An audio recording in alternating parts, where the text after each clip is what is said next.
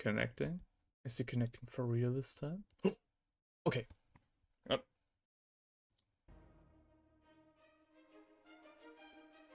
Ladies and gentlemen, welcome. Well, It's time for me to come out from under my rock and grace the plains of the internet once again with my presence. And not mine alone. As it turns out, my good colleague, pal, and friend Theinrich actually managed to pull up alongside me today. Something that I did not take for granted, because yesterday, so he basically told me, alright, I've still got some things to do.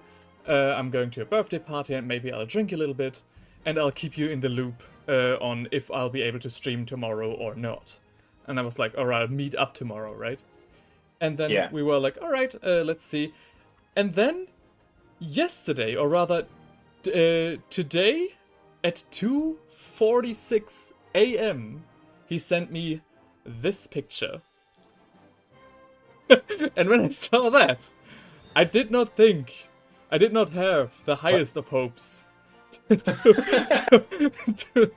that's how you understood. No, it was a reply to the post that came before it. Oh, right.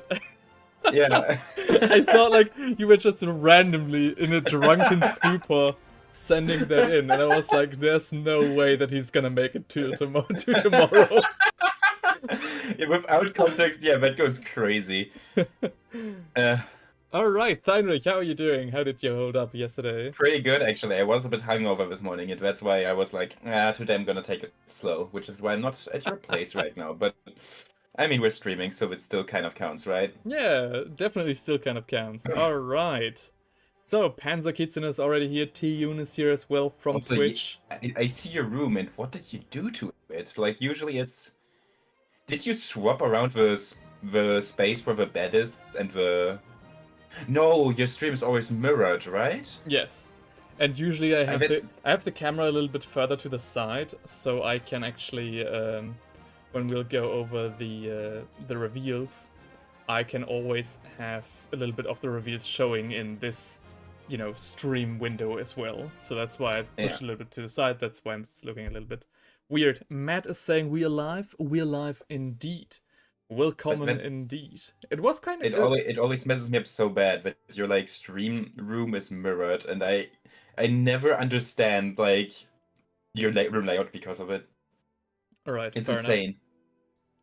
Yeah, it kind of is insane. Well, to be fair though, I did not... a little bit more experimental today, but that's the beauty of it. Okay, guys, today we want to go over the latest of miniature reveals in terms of Warhammer from when we left off, or rather I left off. I had to, basically put the channel on ice. This is the first meetup Theinrich and I have, via stream since March.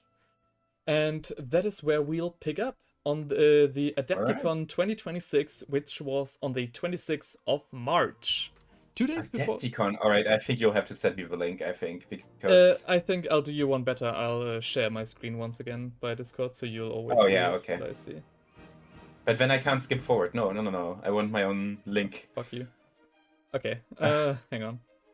Then I'll be slowed down to your pace. Should I still show you the screen or not? Should I still screen share or not? I mean, screen share is nice. Honestly, I don't know if my internet connection is stable enough for that. Okay, in that case, because my router is unfortunately pretty outdated, and I'm a bit afraid it might crash at some point during the stream, because sometimes it does that, but... Fair enough. I guess we'll just wait and see then. Yeah. Elios says, hi everyone, and Matt says, I posted photos from that Cock Tower fort thing. Oh yeah, Theinrich just told me. Mostly to see how huge/small it is. Yes, we'll have a look at that later on today for sure as well. Right. But so far... Oh my god. We're really looking at reveals that are out. We are looking at reveals of a box that I own at this point. Which is... It's actually... I haven't opened it yet, but hey. We have never been so close to proper YouTube creators who actually have the boxes before everybody else. We just What do you do? We just do the reveal much later. Yeah, we just event wait where for the we can reveal already have the like for boxes. 2 months. Yeah. Your next Alright. video is gonna be called "We opened the new Warhammer box," but it's gonna be about like Skaven tide or whatever. Yep. Rise is also here. Greetings. Okay. We're gonna start with the biggest 40k news in years. I have no idea what this is gonna be about, but it's gonna be for sure amazing. I mean, it says check out this mind-blowing cinematic trailer for the new edition, so Okay. I wonder what it could be. Actually, I haven't seen. Huh? I haven't seen the cinematic trailer yet. Actually, Me neither, actually. Oh, no. Stop. You know what? Do we just want to do all the new edition stuff at like once, or do we do, or do we want to do? Actually, you know what? Share your screen. I think that works for me. Yeah, you sure? Yeah. Okay, hang on.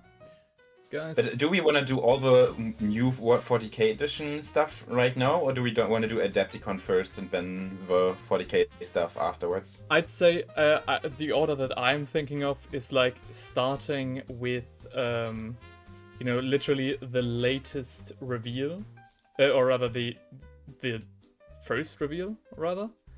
And fucking on, I need to organize my screen. Aye. Yeah, it's a little bit wonky. So I first want to start with the latest reveal, the earliest that we've missed basically, and then go through the news articles in Warhammer community to see in order the miniatures as they've been released or / revealed. Because I don't know, I feel like it would be more fun if we got Armageddon out of the way, basically, you know?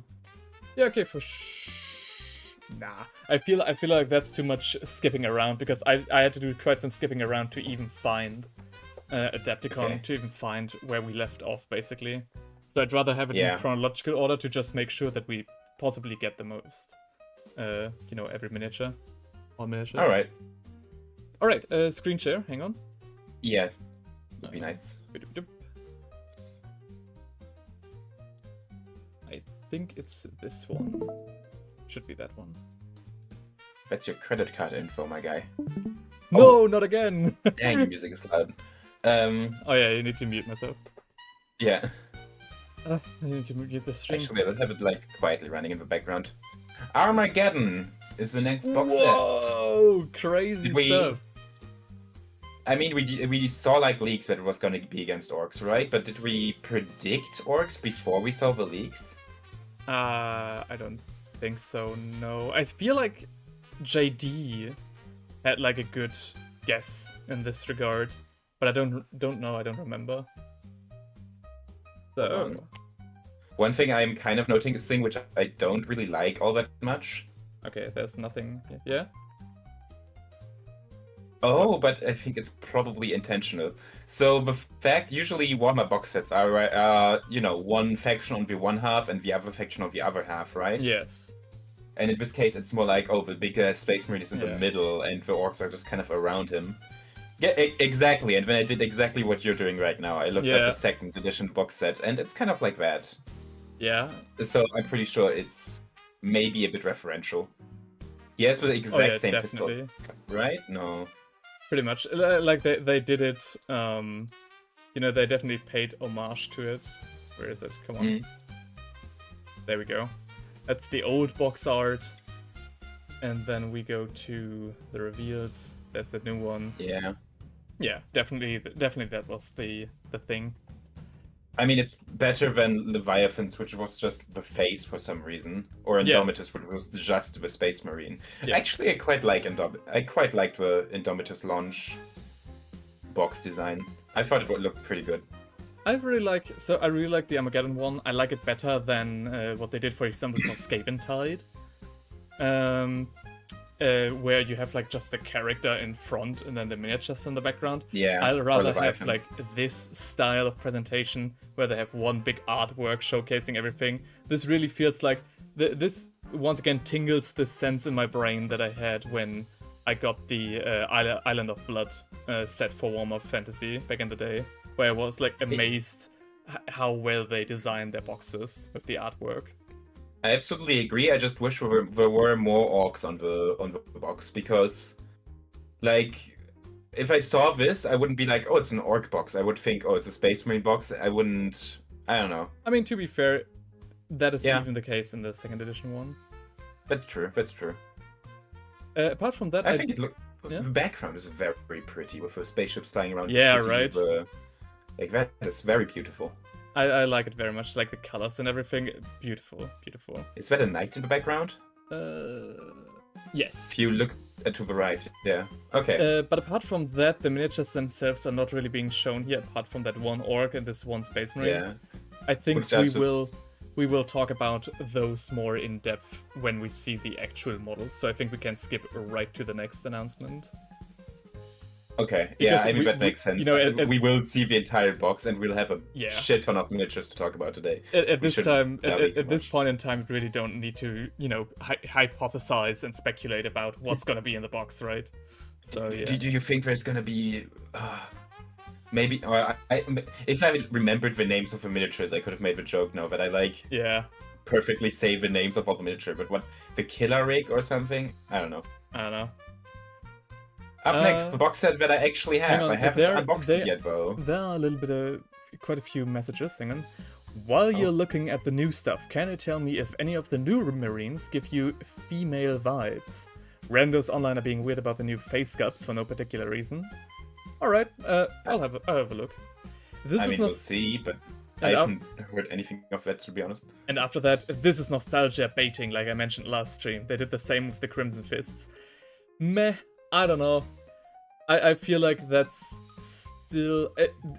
with this box set in particular, and the way they set it up, it's definitely a lot more obvious than, for example, the nostalgia bait being the Armageddon troops, as we talked about yesterday. So, where I don't feel the nostalgia bait, criticism with the miniatures they released, I definitely see it a lot more with this, the way that this box set is designed. At the same time, though, it's fine. I think it's fine here. It's alright. Yeah. Matt says, for me, what sells this box mostly is the fact it's not Ultra Smurfs again.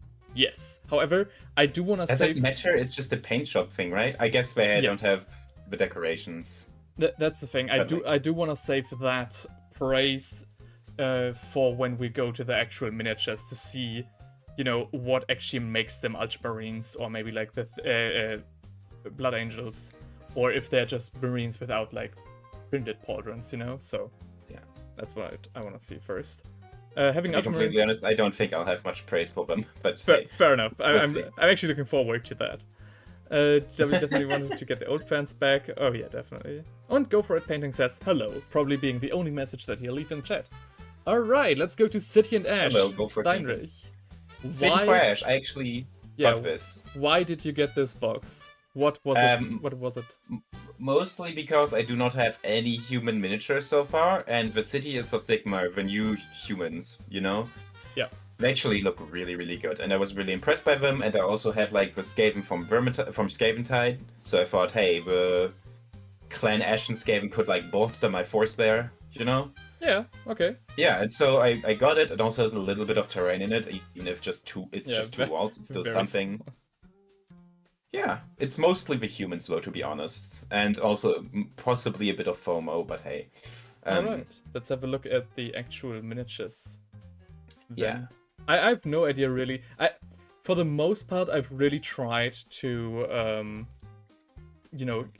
have myself... Okay, this is not working out. For the most part, I've really tried to not look at the new miniatures for too much. For some reason, Instagram was this time actually on my side and has not been recommending me a lot of Warhammer news over the past couple of months, so that's, I guess, kind of lucky for me. So a lot of what we're going over today is actually straight up news to me. So this is going nice. to be a bit exciting. But yeah, so like here you see the terrain with just two walls, but it's still neat, It's a nice thing to have, in my opinion. Also, this is a good-looking terrain. Yeah, this is good-looking terrain. Let's have a look at the first terrain pieces. I feel like I saw a little bit of that while browsing the web. So though I didn't recognize it as being like actual Games Workshop props. Yeah. This is quite nice. This is like what you would see, like the building itself looks like a little bit of a like a tavern, the rest of a tavern or something. I quite like. I like the way they did the fencing. It's there's a little manhole on the floor there, right? That's pretty neat. On the floor. Oh yeah, you're I didn't right. even notice that the manhole and the buried chest. Oh yeah, And I think here. that's an explosive thing, or Maybe just because it's red. isn't that like also the symbol of fire magic on it or something? Oh yeah, you're right. Maybe I'm misremembering it. I'm trying to. Fucking useless. But yeah, I didn't buy it for the terrain, to be honest. Well, I guess an entire building in this style, I think would look really good. A singular static building, I mean, but you know. Okay, I'm just messing with my table. All right.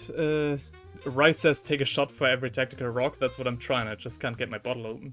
Oh, I also have some beer here or something. I could also do that. Yeah, and I just need to look for my bottle opener again. I don't know where I left it. Do you not have one on at your keys? On your keys? On my what?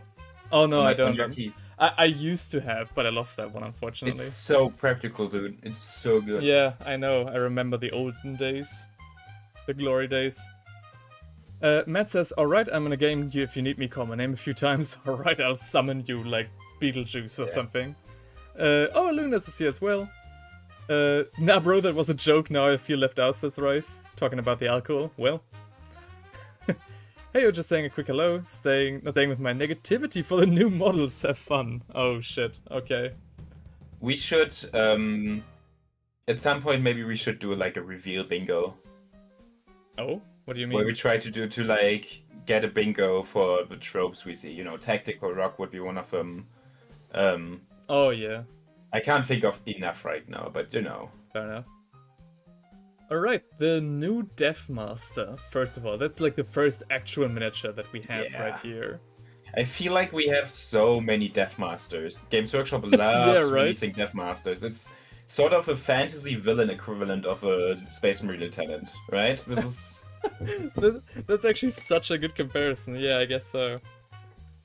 I mean, he looks sick, and I like how they have released like 3 Death Masters in Oh, one of the other Death Masters were released is even in this box.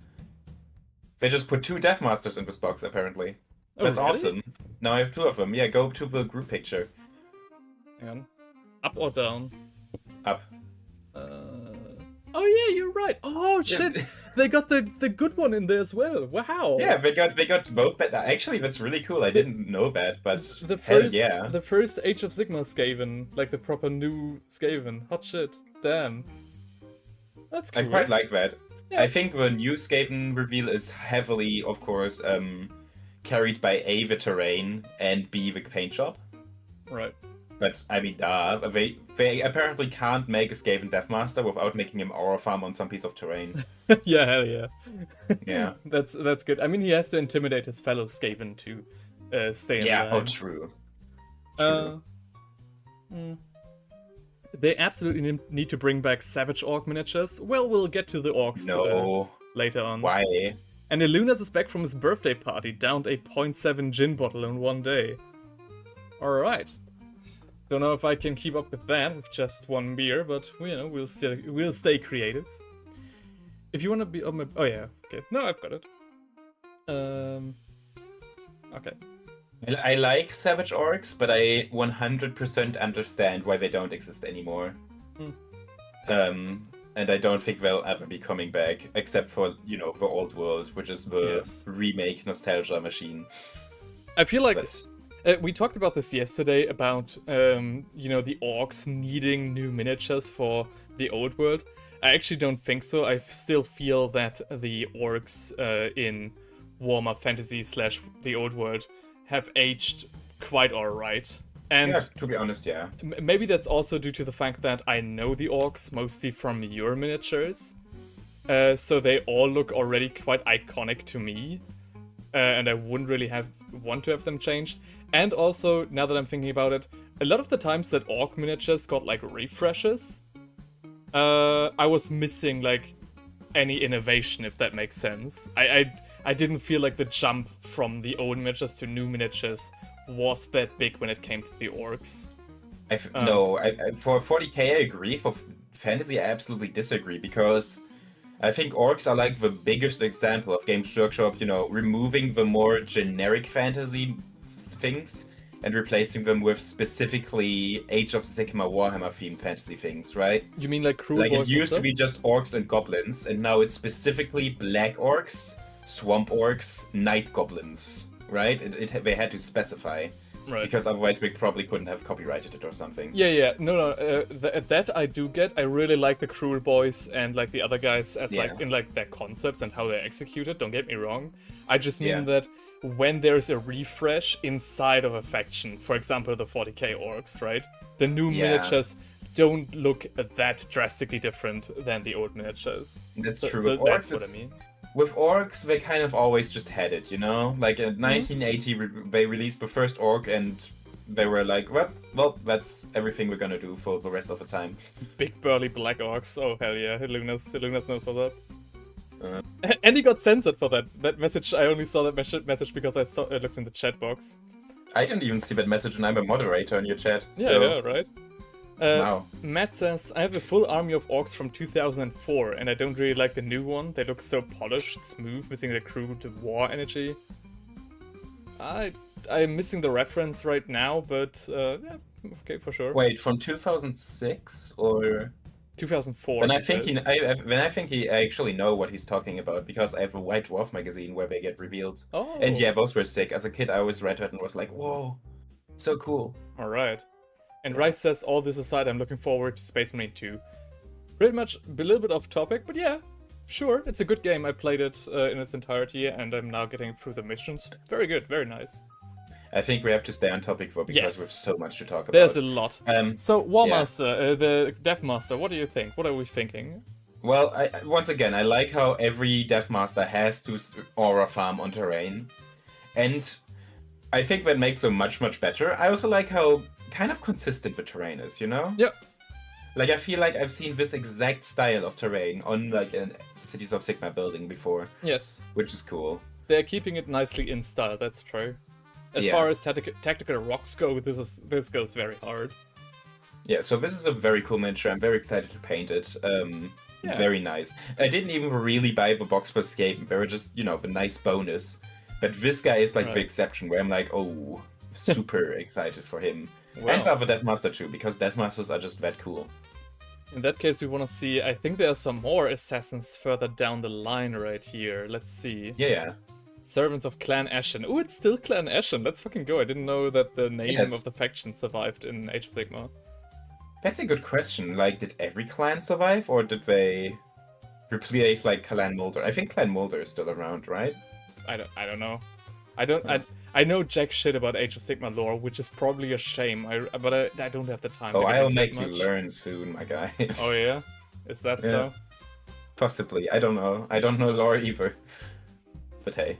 Alright. In terms of the miniatures, what are we thinking? Very nice, like, terrain piece for the Sergeant again. Honestly, the Skaven don't get tactical rocks. Actually, no, but never mind, there's one. It's not a shame, it's a virtue. Goddamn. The gas mask guy has a big ass tactical rock, unfortunately, so I have to drink. Okay, I see. But I like the tactical wood, and it's Skaven. Skaven are one of those things where it's like, they're a bit like orcs, You get a refresh and you're like, yep, that's a Skaven. Is this like a repurposed Warcry team? Because they look so dynamic and all the different weapons and stuff like these, like this poison. Thingy that this guy on the second slide has on his back, that looks dope. I don't think they would reveal a Warcry team in an announcement like this, though, right? Right. Like, usually, they often do just put Warcry and Killteams into box sets, but then when they announce a box sets, they don't, like, go through every miniature of a Warcry team, obviously. Yeah. They just say, hey, we're also putting those in there. Right. But so I doubt it. The reason why I'm thinking that is because this is supposed to be what I'm thinking, like a regular unit, more or less. But they do have all these like specialized specialized miniatures inside of them. Nonetheless, like these little like bomb rats or something, like this little rat swarm. on the last two bomber rats are slides. cute. They look great, and I really like that a lot of the other assassins have like little rats with them as well, like down on their feet. I have no idea. The guy with a knife on, like, I think it's the 4th slide. What the fuck is his knife doing? Wow. What is that weapon? What is that? He's holding a backwards knife backwards, so it's looking forward, but that's not the... So on the second slide, no, on the first... It's like a can opener. Yeah, on the first slide, the guy holds it correctly. Oh, so it's like a... Okay. Yeah. Adventure just doesn't know how to hold... Okay. That is the goofiest weapon I've ever seen. It really is like a can opener. Right. Huh. But I mean... Yeah. But yeah, I like the guy who's apparently using... What is that? Warpstone injectors or something? Oh yeah. Yeah, you're right. That is sick. That is sick, but like imagine an assassin who just pumps crystal meth into your body as his weapon. Have you actually looked? There's actually like a third needle on his tail that he's like slung around his tail. It's like a third attack thingy. That's dope. Cool. That is so dope. That is dope. But I don't know if it's Clan Ashen though. I feel like this is something I would associate with Clan Molder or Clan. What's the Throt the Unclean clan? Oh my gosh. With Scryer, Molder, Ashen. What's that? Hold on. Clan. Yeah, Clan Molder is no. I keep that is Clan Molder. I keep mistaking them for Clan Pestilence. Honestly. Oh, right. Okay. Yeah. Well, I do see the Clan Ashen resemblance, like the colors, the assassin gear, that's clearly there. But yeah, I do agree. Is that a grenade guy? A grenadier on the first slide? Yeah. Holy shit. There's also one of the dudes in this box that uses a flamethrower. I don't know, it's a very modern fantasy military, I guess. I mean, that's kind of cool. I just find it funny how, the assassins also just throw grenades around. Well, maybe it's a smoke grenade. Oh yeah, for sure. I mean, he has a gas mask, so it's probably some gas or smoke grenade. Yeah, you're right. Very and that seems sneaky. I like how he also has a little pet rat on his back. Oh yeah. It's like, yeah, the dude with a gas mask, of course, has an unprotected pet on his shoulder. So the second you throw the first grenade, that animal just dies. The red knife is shaped like a tonfa. Tonfa, hang on, let me look that up. Oh, like a little like nightstick or something? Yeah, okay. Fair enough. Huh. I mean, very loosely though, no? But yeah. But I mean, yeah, sure. You're right. Very interesting. I liked also the dynamic, like, cape of the sergeant that he has. In general, even though these are, basically elite units, so not quite cannon fodder, but yet at the same time not really extremely high value. We're Skaven, so they are kind of always cannon fodder. Yeah, you're right. But Games Workshop does still pull out all the stops with like the molded fire, the molded poison on the knife, all that stuff. It's quite nice to see. These are quite nice to look at. They've gotten really good at like liquid and fire and all that on their bases. Definitely. And like again, the cape of the sergeant is very nicely flowing. One thing that I found interesting as well is this is the first time I see like a part separation on a miniature. Like where two parts meet. On the sergeant you can clearly see the cape cut. The cut in the cape. Like on his shoulder. Yeah, that's true. That is the first time I'm seeing that. That's quite interesting. Is it because of like time restraints or did they just... Good question. Maybe it's supposed to look like that. I mean, the backside looks like that as well, and that is definitely on purpose. But, I don't know. I mean, I guess that's for you to find out, because you do have these matches. You can see if those are actually two parts, or if it's just supposed to look like that. Alright, quite nice clan. There's more. Okay, now we can actually compare, like, them to the low-ranking Skaven.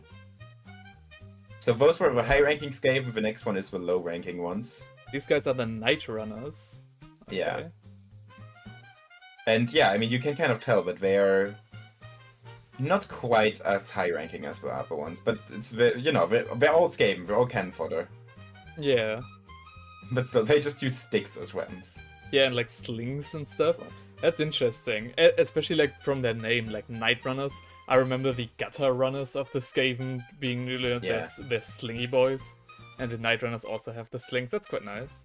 Well, it's more like a throwing anchor, right? Than a sling. Oh, yeah, the throwing anchor, and then there's also a guy wielding a sling, I think. Yeah, on the second slide, the guy in the right corner. Oh yeah, you're right. Alright, I see the sling. Yep. That's cool, though. I like how they also have, like, backpacks with them. Yeah, backpacks, they have little, like, throwing stars. One guy is actually preparing his sling. Very, very cool miniatures. They really do... Once again, Age of Sigmar is just mogging 40k by how creative they get with what the miniatures are doing and how they look like. And that they actually, give aliens, the Xenos proper things. Yeah. I guess we have orcs coming up, but, Very interesting. I really like the Night Runners. New unit for an old faction. Always good to see. Yeah. Should I put them on square bases or on round bases? I guess on round bases, my man. Yeah, probably. These poses will not work. I mean, maybe in like a scouting formation, like a skirmisher formation. I mean, all my Skaven type units are on round bases too, and I was like, hey, Skaven didn't even get a rulebook for the last edition of Warhammer Fantasy. I mean, here Matt says square, but I stay with round, especially that if because you might need to put them in skirmisher formation anyways. That formation also just works perfectly with round bases anyways. So if Skaven existed in Old World, then I would consider square bases, but like Old World sized. Yep. Okay. Because then also the poses might work. Yep. Okay. But fair enough. Let's move on to the main attraction, in my opinion. Yes. Oh. Woo! Free gold. These look so cool. They're not that many, but that is really only just a few guys, huh? Yeah. I mean, it makes sense. It's Skaven versus humans. The humans have to be the lead compared to the Skaven, right? Very cool. Valiant Free Guild Gallants, who strap on heavy armor and shields to hold ground until their last breath. A unit of elite Free Guild Grenadiers. Alright. And a devout Maddis Forge Priest. Okay. Interesting. So these are the Gallants, then, I'm guessing. I mean, that is the leader of them, right? Mr. Jovan Creel. Oh.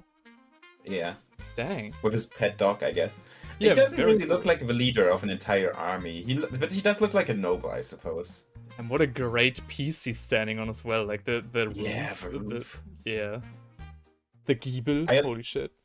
The dog has a dead rat on it. As if it's like...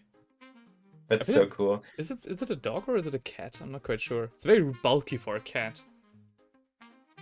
I mean, it has a dog face, right? Yeah, is it? It doesn't look like a cat to me.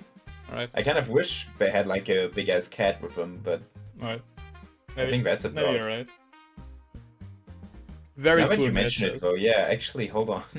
Very cool miniature, though, either way. I really like how the cities of Sigmar just have so many units, where every single guy is basically a character model.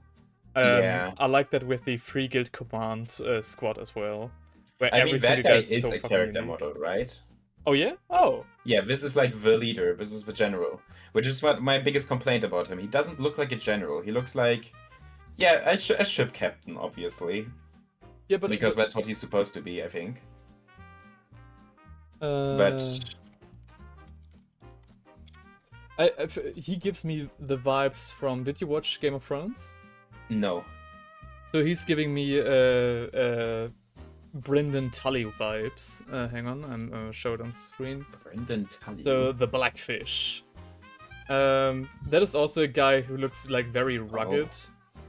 And he is also he has this very rugged, not very militaristic vibe about him. But he is the commander of a city as well that is under siege for the entire series. So he's also more like a hero who is a general by chance. And he's giving me this guy's giving me Brynden Tully vibes. That makes sense. I think he works as the leader. It's just, you wouldn't expect the general of an army to wear light armor and a buckler. Yeah.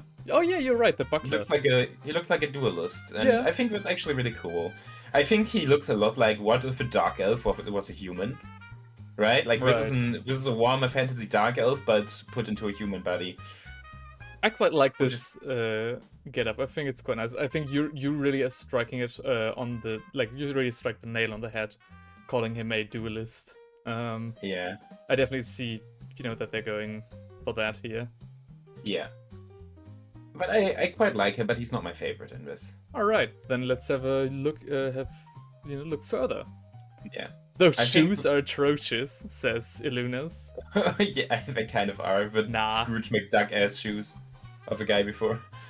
I don't think so. I think those are just like normal shoes. Like he has like normal shoes, not like boots, but shoes. Yeah, long pants or something. No, and then he has like no. I have the same thing as well. He's got like Stulpen, Yeah. and those go like Okay. over the feet and everything. I feel I don't have an issue with those. It's probably the paint job How's that makes him also- look a bit weird. What's up? What's up now? And The this same guy is like a war priest, but I Yeah. think he looks specifically more villainous than other war Hmm. priests, right? Like this is a Frollo from Hunchback of Notre Dame kind of character almost. Like I could totally see this being like a corrupt asshole yeah. in the. If this dude shows up in the D&D campaign, then you know he's like corrupt or Right. something. He's like Grimmer Wormtongue from Lord of the Rings. He's like the scheming advisor. I wouldn't call it scheming. I think he's more like he The zealous type of guy. is zealous. He shouts a lot. He's fat Right. and embezzles money. He really gives me like Ministrorum vibes for 40k, like Yeah. his get up and everything. But very cool. The big ass hammer always a plus. Like, And is he wearing gloves or is he just? Oh, good crit. No, I think those are his bare arms. He's a full-blooded American making use of his Second Amendment rights to bear arms. Sure. I think he's gonna be very difficult to paint. Nah, this guy looks fun as hell. Like, first of all, skin is something I still struggle with, at least for humans. And then there's just the fact that he has the paper. Oof. Yeah, the Wow. paper looks interesting the way they painted that here. Like Yeah. with all the little. This guy is though, and I really appreciate that about the Cities of Sigmar. These guys Mm-hmm. all look like LARP characters to me. Like I could totally see all of these guys as Oh. like LARP characters in the Silver Camp or something. We could 100% see that guy on like Fest, you're right. Yeah, yeah, Apart from the weird thing he's wearing on his head and the throne behind him or whatever that is. yeah. I don't think we would see that, but everything else, yeah. No, that honestly weirdly realistic, like Yeah. kind of low key. Very interesting. That's Um, like one of the first things we ever said about the Cities of Sigmar, about how low key, like low fantasy everything looks, but still fantasy, Yeah. Talking Okay. about them further, these are the proper gallants, so these are the actual guys. The guy in the middle might have the ugliest face imaginable. He is like the Ciaphas Cain guy, Jurgen. They actually revealed the Ciaphas Cain miniature with Oh, yeah? Jürgen, so we can like compare him. Oh fuck yeah, I'm hyped. Yeah, but yeah, holy shit, the dude in the. Hold on, you know what? I'm gonna look it up right now. We Okay. can do the comparison right now. Who's I'm who's gonna hotter? gonna read a few chat messages. This Maniac Priest is perfect for more time. This Maniac Priest is perfect for like any pen and paper game. I feel like this guy would make a great D&D or Pathfinder character as well. Very nice. Very cool about any City of Sigmar character or miniature in general for that matter. Yeah. House says not much. I got the sensor down. Nice. Take some super glue and I hope. Zealot Inquisitor right there. Definitely. He looks like he broke through a wall and is screaming, "Oh yeah!" Oh yeah. Wait, Very nice. Ciaphas Yeah, can totally Cain see that, yeah. model. I would personally Okay. chop those insignias from those models to enable myself more space for freehands and heraldry. I feel like that could probably Oh be... I mean, that would be fucking dope, but I feel like that's very hard to do here because of how... What did you find? What I did- think what did you they have find? like the same face, to be honest. Oh, They yeah? have okay. I think Jürgen has more detail and that makes him hotter or something. Oh yeah? But like Show me. they do have Oh my god. Oh, you put them already side by side. Very, very nice. Alright. they So- do kind okay. They don't I don't know. It's funny. So this is the guy we were talking about. This is one of the gallants, the standard bearer. We already talked about this. Oh, wow, Jürgen does look uglier though. Holy shit! The amount of effort they put into making this guy as ugly as possible is crazy. Yeah.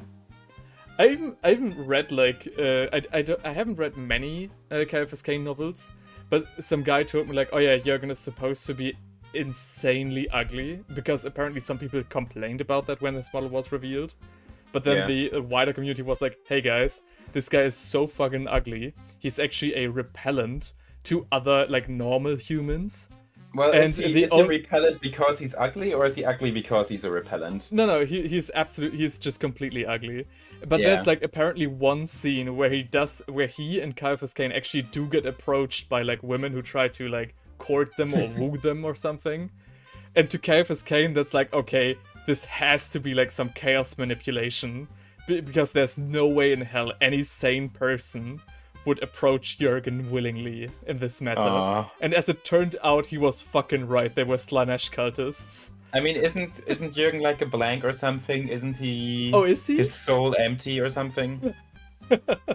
I don't know. I think there was like a bit. The one thing about Jürgen is that there's a recurring bit that he stinks. And specifically, one time he takes a bath and he just continues stinking because it's a soul actually that stinks or something. Damn. Yeah. All right. Because he's like a blank or something. He's immune against psychers. He doesn't go to hell when he dies. Apparently but that also means he stanks. He has that stank going on. He's got that stank. All right. Yeah. Jürgen is a blank, confirms Alunas. Interesting. All right. Oh, I agree with Matt though. A mustache would fix that face a lot. Yeah, but the reason it does fix the face is because it would cover up all the ugly, like, warts and stuff that he has, right? Yeah, but, like, if he just had a massive mustache, like the standard bearer of you're basically telling this guy, hey man, if you would just cover your face up as much as possible, you wouldn't look as ugly. Yeah, maybe. True. Anyway, we can talk about Jürgen after Adepticon. I think the Gallants look like a very good high elite human force, you know? Like, these are obviously not Stormcast, eternal levels of knight. They're not custodians. Yeah. But they're still knights you wouldn't want to mess with because they would fuck you up. And these guys are also like knights, like not in the Bretonnian infantry's range. Oh yeah. But they're like a little bit like in between the regular steel helm and the noblemen, which I really appreciate how they made them look. This is like definitely like elite, just infantry. I especially wouldn't want to deal with the guy at the bottom right. Like, holy shit, that dude would destroy me. Yes. I keep noticing that the cities of Sigmar still have weird little critters on their bases. Yeah. And I like, what is this little guy? What is the little devil and the frog with a hood? What is that? Yeah. That's so fun. Cities of Sigmar, bro. I'm sure if that's the theming they have, and we just have little funny critters with them, sure, but I kind of want to know what they are. Just a little guy. Yeah. Cutie. Like, that is Age of Sigmar's Jeremy Cricket, just telling the knight where to hit, like, not to feel guilty when striking down any Skaven or insurgents or something. Yeah. But very cool. I like the slightly more realistic approach to their armor. You know, it's still fantasy, but it's a lot more low-key than it used to be. And it's also like proper medieval fantasy, like heavy steel armor, and not the like Landsknecht kind of vibe that the Imperium had, like the Empire had. They are a very different style of knight than Bretonnians or the knights in Warhammer Fantasy. Probably because the knights in Warhammer Fantasy just had real life armor inspirations, and these guys are more fantasy themed. Yeah, but I still see the inspiration here and there. It's very nice. It's very nice. I like them a lot, and I do like what they did with the bottom right corner guy, who is probably like the sergeant or like the commander of this unit. Very nice. Very exactly. Nice. He's powerful. He has like a dead lion on his back, I think. Yeah. I feel like you can those see like are one feathers. of the feet. Oh yeah, you're right. Holy shit. Yeah. Huh. Interesting. That dude is a veteran. Yeah, that dude is a fucking veteran. Very, very cool. Like, also like the gold or brass hue of the armor, like expertly painted as well. Yeah. High and Then House we have says... the normal guys. Hang Oh, on sorry. a couple of messages. Oh, Tricky's also here. Hey, man. Cities of Sigmar, the faction I never used the miniatures but still play them. What? Wouldn't it be the other way around? Yeah, right? What do you mean? The faction you never play, but you still have miniatures? What do you mean? Are you just using the old Empire miniatures from Fantasy? Alright. I really want to use those models for a Bretonia or Empire Knights of More. I feel like Empire Knights of More would probably be a little bit easier from the aesthetic to pull off, because once again, I do feel like, because Bretonia has this very like early medieval look to them, these guys are more like high medieval or late Middle Ages, you know, the way they've been equipped. So that's what I'd say to that. I mean, the next ones literally have guns with them, so... Alright, let's have a look at those. Oh, hell yeah.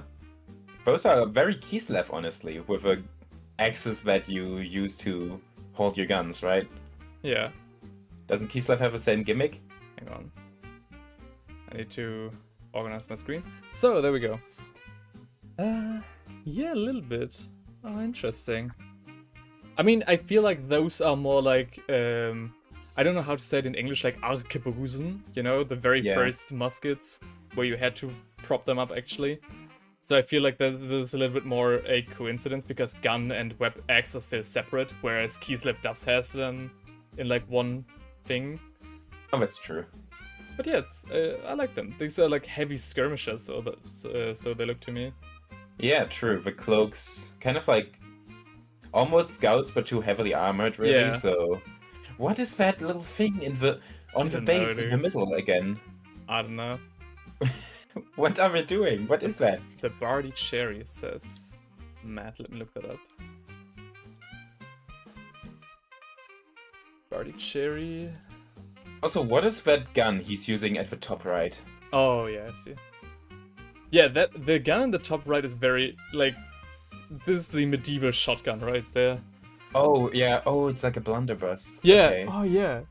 It's a blunderbuss, but, like, all separate bullets? Huh. I guess you put the metal canister, that is like a magazine. Oh. You put that in, you fire it, you put it out, you put a new one in or something. If that's the case, that would be insanely cool. Yeah, I don't think it is the case, though, but that it would make a lot of sense if they did it that way. I don't know how you would reload this thing otherwise, because... Well, that's the thing, right? It seems to me they just put a bunch of, like, instead of, like, a shotgun or a blunderbuss, they have, like, small little holes for, like, every single bullet, so it just takes 8 times as long to load. But I think you have to be right in that regard. You have to be right that it's just like a swappable canister. It is supposed to be the old pipe volley gun. Pipe volley gun. Pipe volley gun. Pipe volley gun. Oh yeah, I do see it. Yeah, okay. Honestly, that would be an interesting video essay, I guess. It's like where you analyze the guns that like the Empire and the Cities of Sigmar use. Yeah. And you compare them to real life equivalents. It's very interesting because this gun is once again a little bit less techy than what the Empire has, because the Empire has like the revolving gun, where each barrel fires distinctly from another, like separately. But this gun is really just like 8 bullets, 7 bullets. Interesting. My arm hurts. I think these are cool knights, but aren't as elite. Once again. Yeah. But still very powerful, very dangerous. I think. Yeah. You wouldn't want to mess with them. No, they look great, and especially like the next slide. These guys are these. Yeah, this is part of the same unit. Yeah, same unit. Nice. This guy has a bomb, and the other dude has a flamethrower. The flamethrower is so crazy, dude. Like, this is not the first flamethrower that I see in a fantasy tabletop game, and yet at the same time, this is the most unbelievable of all. I don't know. This is the most unstable. The fact that they just put a torch in there, a lit torch, as the igniter, is so funny. I think they used what are sausages made out of again? What's dam in English? The guts. Guts, innards. Like I guess it's connected to the canister just by the guts of some animal. Oh yeah, sure. Maybe some dragon or whatever. They use, I don't know. What's the thing behind his head though? I don't know, is that like the crankshaft to build up pressure in his canister or something? Maybe, I Like don't know. with the pesticide thing that you can get for your home. I Yeah, don't know. Very But yeah, nice. Yeah. that is the craziest flamethrower I've seen in a fantasy setting, you're right. I do like how they gave him an outfit where he's very heavily dressed, you know? Yeah, he's like that's the thing that I wanted to mention too. He's like very packed, so he's Yeah. like very heavily dressed, as you said. But yet at the same time, we're wearing the least amount of armor, which I think makes sense because he already has to lug that fucking flamethrower around. Yeah. So yeah, more armor like a Ma- full cuirass and chainmail would be too much. Maybe he's wearing it under his clothing, honestly. Or at least the cuirass. I don't think so because all of the other cuirasses are like go deeper than that. Oh, maybe. Yeah. I don't know. But I think it's cool, but you see, like, he obviously looks a bit fat. Yeah. But you also look at him and you're like, okay, I don't think he's actually fat, it's his clothing. It's all the protective gear he's wearing. And I think that's cool. Yeah. It's really impressively sculpted. Matt says if that's a Gambazon on Gambadon, that's too much armor. Oh yeah, I know. I've made my own experience with too much Gambazons as well. Honestly, if you took away his red thing, he would just look Boomstick. like an insect exterminator. Oh yeah, you're right. Just like orange. Yeah, you're right. Yeah. I really like also like the faces, the way they're sculpted here, like into the helmets. And I feel like faces, especially in helmets, we talked about this when reviewing Bretonia earlier. Yeah. That you have like the faces very nicely done, even inside the helmet, even inside like closed helmets.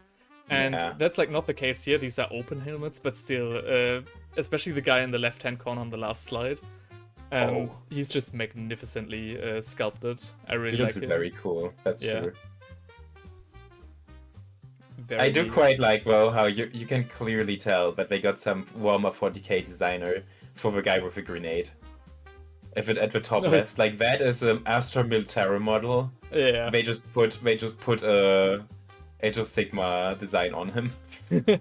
I mean, I'm they're willing to bet there is an Astra Militarum model that has the exact same pose, 100%, even with a little bag. I mean, there are only so many poses you can really give a guy who's throwing a grenade, right? But Yeah. I kind of guess I get what you mean. Yeah. His helmets look kind of like a frying pan. Which one? His helmet, this guy? Oh, because of the handle. Oh yeah, you're right. Yeah, with the handle, or maybe like a lathe or something. Yeah. Yeah. All right, very nice Age of Sigmar match. That's very cool. Yeah. Highly. But let's approved. move on. We are Yeah. using too much time. We are using so much. We're time. not fast enough. Yeah. Let's go. Next one is. Actually, you know what? While we're at this, while we were Oh, already it's the here, Cogfort. wait. Before we do that, we should maybe do this. I'm sending you the Ciaphas Cain miniature because we already looked at Jürgen. Yes. Might as well finish that one. Hang on. Because I do quite like the shit-eating grin they gave Ciaphas Oh Cain. He yes. This guy looks they look- fucking great. They're kind of ugly, but in a good way, you know? Like in a, yep, that's a real-life guy. That's a guy how I'd imagine him. Yeah. Someone already bought it? What do you mean? the Ciaphas Cain match. Huh? This guy looks fucking dope. Yeah. Yeah. He looks... Once again, looks- Jürgen is... He looks very different than the artwork, I feel, though. Like the He the has face. more weight on him. Yes. Yeah, he doesn't look as sleek, I feel like. Especially his face is a lot more like square than the artwork. That's true. He looks more like a ratling, I suppose. Yeah. I guess. Yeah, you're right. You're right. Yeah. Like he's always mentioning Jürgen's ugliness, but he himself isn't exactly a looker in this miniature either. But it's very well modeled. I feel like if he shaved his beard, then he wouldn't be ugly. Then he would be... Then he would look average, at least. You know? Look in coloring workshop. What do you mean? Oh yeah, the Cogfort. Yeah, the Cogfort. Yeah. We're going to look at that in a bit when we come to the Cogforts. Because Yeah. we do have a little bit to talk about those. But yeah. When Rattling but and I do Ogren got a child. I do see. I do think the Ciaphas Cain is ugly in a way where I'm like, I don't know, I could see that in real life, you know? Oh, yeah. I also feel like, saying that this guy does, looks a little bit ugly is not meant to detract from, a statement on how nice the overall miniature still looks, right? I really like this miniature, and like the pair up with Jürgen, like very iconic. I like it. Yeah. I also noticed the paint job he got feels more classic, right? Oh shit! They do not use any metallic paints, I think. You can also just put them on a diorama base together. I did not know that. Yeah. Oh, wow. That's cute. That's amazing. That's so cool. Jürgen has a little drink with him. Oh yeah, the little like flask. Yeah, the canteen. Yeah. Thermos. Yeah, of course. I think that's cool. I thought Ciaphas Cain already had a model, to be honest. I'm pretty sure that I already knew that he didn't. So this really came a little bit out of the blue for me when I caught wind of it. Yeah. But very nice. Yeah, it's quite surprising that he didn't have a miniature for the longest time, but like Severina Rain had one. That's Although true. she's like mentioned in like 2 books, and Ciaphas Cain has his own series, right? But Yeah. Very, very cool miniature. I like that they give us the option to just put them together on one base. I like that. Very, very cool. I also quite like how he looks very confident. Yeah. I hope they release a second miniature of him where he's just running away screaming or something. Yeah, you're right. He's looking. This is the miniature that like a propaganda artist made of Ciaphas Cain. Yeah. He didn't have a model because he's supposed to be dead. Oh yeah, really? Oh, I didn't know that. Okay. Is he? I mean, I don't know. I think in my opinion, every Warhammer character should be dead in the lore, and we just get to look back at it, right? Yeah, pretty much. I think it's silly that we cannot bring back Primarch miniatures because they're dead. Like, bro. Yeah. I don't know. Who cares? I guess you could definitely see it like that. Yeah. I don't know. Apart from that, though, the miniatures themselves look great. And I do, once again, appreciate how much effort they put into Jürgen's face to really make sure this guy is as ugly as humanly possible. Yeah, true. That's quite nice. About the characters being dead thing again, I grew up with Warhammer Fantasy, where the codexes, or I guess army books, were often like, yeah, this character was a big deal 500 years ago, but then he died. And that's the end of the story, right? Like, Rom the Paunch died a fucking eternity ago. Gorbart Ironclaw died long ago. Yeah. Or at least they don't say they died, they said, oh, he was last seen being surrounded by dwarves in the mountains alone. I was like, sure, dude. He's dead, yeah.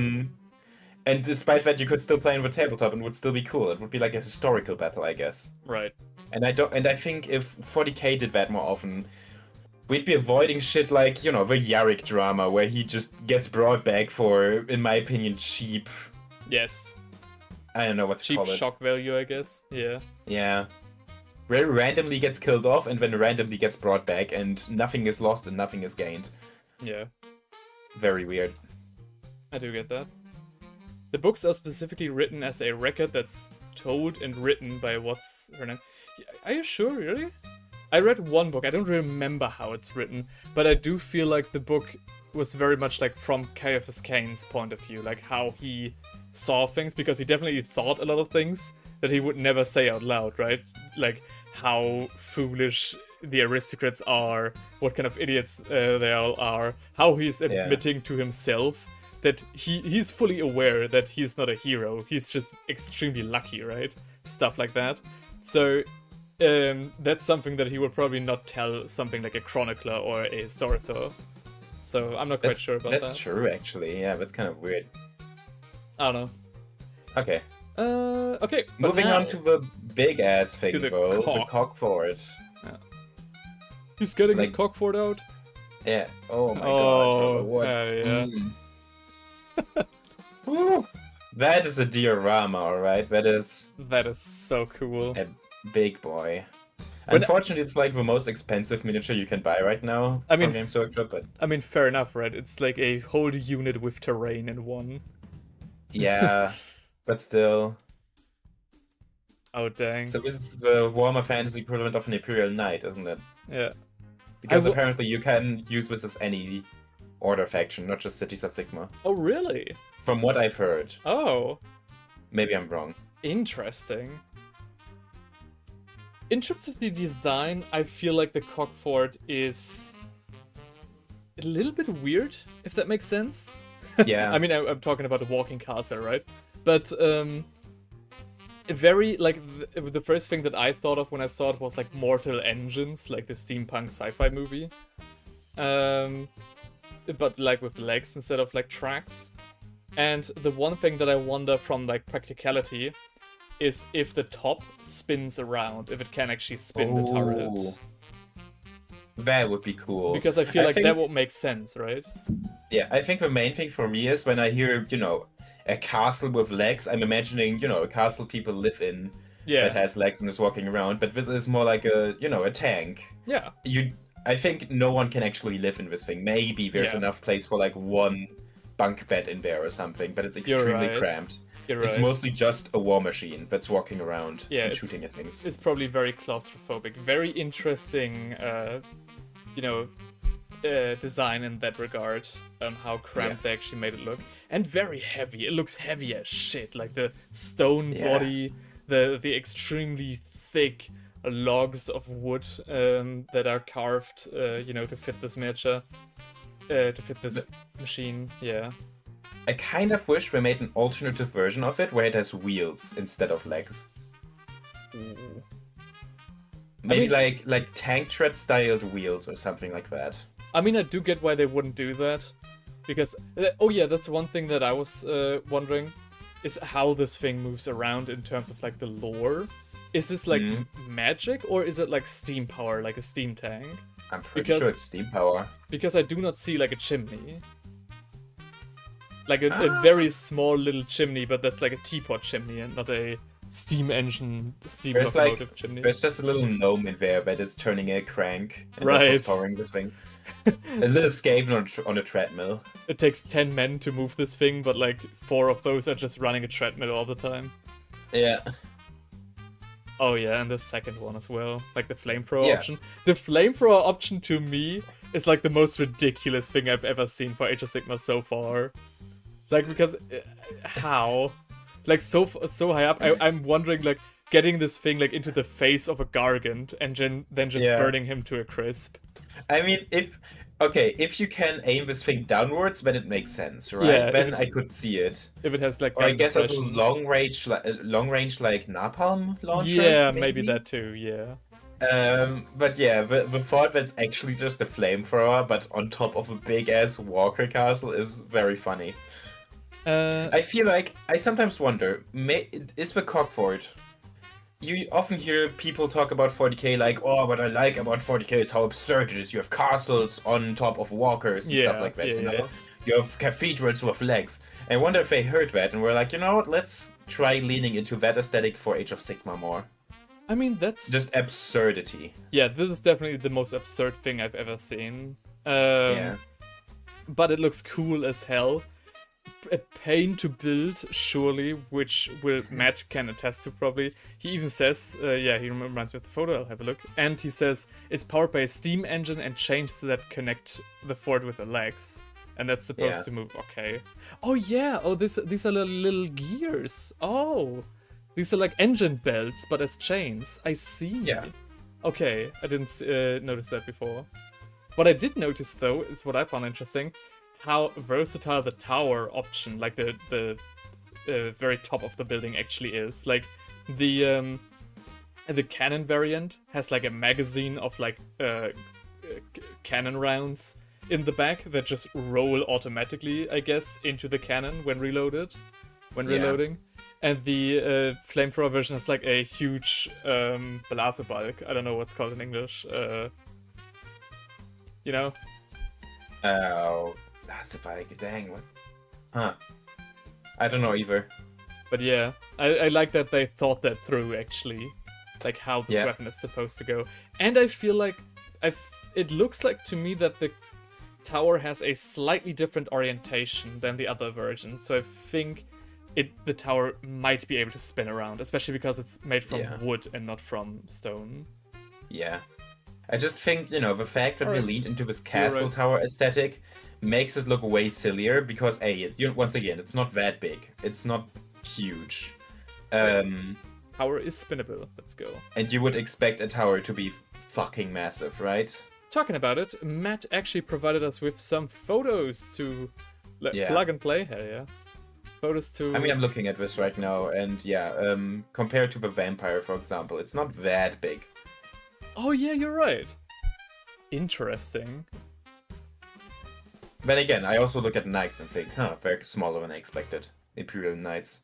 That's true. I do still think, like, a comparison on photo, I feel like is always, like, a little bit, can be misleading. Like, even, like, looking at this, like, from the vampire, like, if I take a regular, for example, Stormcast, probably as big as, like, a vampire, and put it next to my head, I feel like the Cogfort could be about as tall as my head, maybe like till here or something. Yeah. That's still quite massive, even though this thing could be bigger and might be perceived as being bigger, like in the pictures. I still think that if you have this thing in front of you, it's fucking massive. Even maybe even more massive than a knight, actually. Possibly. I mean... Thanks for the comparison pictures, by the way. We did look for those and didn't find any good ones. Yeah. Alright. Okay, but yeah, honestly, I'm not gonna get it mostly because too expensive. But I think this is a miniature that would be very cool to have, yeah.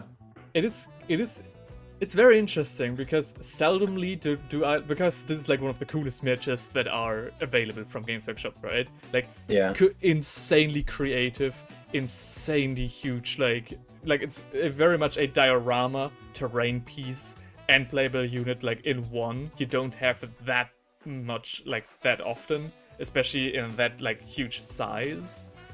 But at the same time, I do not think that I would necessarily get that for myself, even because of that, because it is that complicated. Like, I could see myself like taking a week to build this thing. Yeah, I mean, that's true. Yeah. For me, mostly it's the price. And, okay, Matt also mentioned that the doors are so small, the characters have to walk in sideways. But once again, that makes sense in my opinion for like a very small tank, like walker thing. It's super claustrophobic. It's not fun to be in. My main hope for this, honestly, is I wish we made more variations of it. That it's not just a tower, but also, you could also turn it into a thing on wheels, like the war altar. Stuff like that. I think that would add a lot to it. I mean, I also hope that Games Workshop now releases a Trojan horse for Cities of Sigmar, and then like a bishop type thing, and then a queen style thing, and then we have a whole chess set. That would be sick. Here we have the close-ups, and they are as fucking cool as I thought. Oh wow, you can even take the top off of the miniature. Oh, that's so cool. What? Oh, wait, you're right. The tower is fully modeled This thing inside. is more of a toy than the average Lego set at this point. Yeah, right? Holy shit. There are some... Wow, even like the different cannon rounds. Like you have like grape shot, you have like full cannon shot, and then probably like some explosive stuff or something, or arcane. That is insane. What? Dude. It is very cool.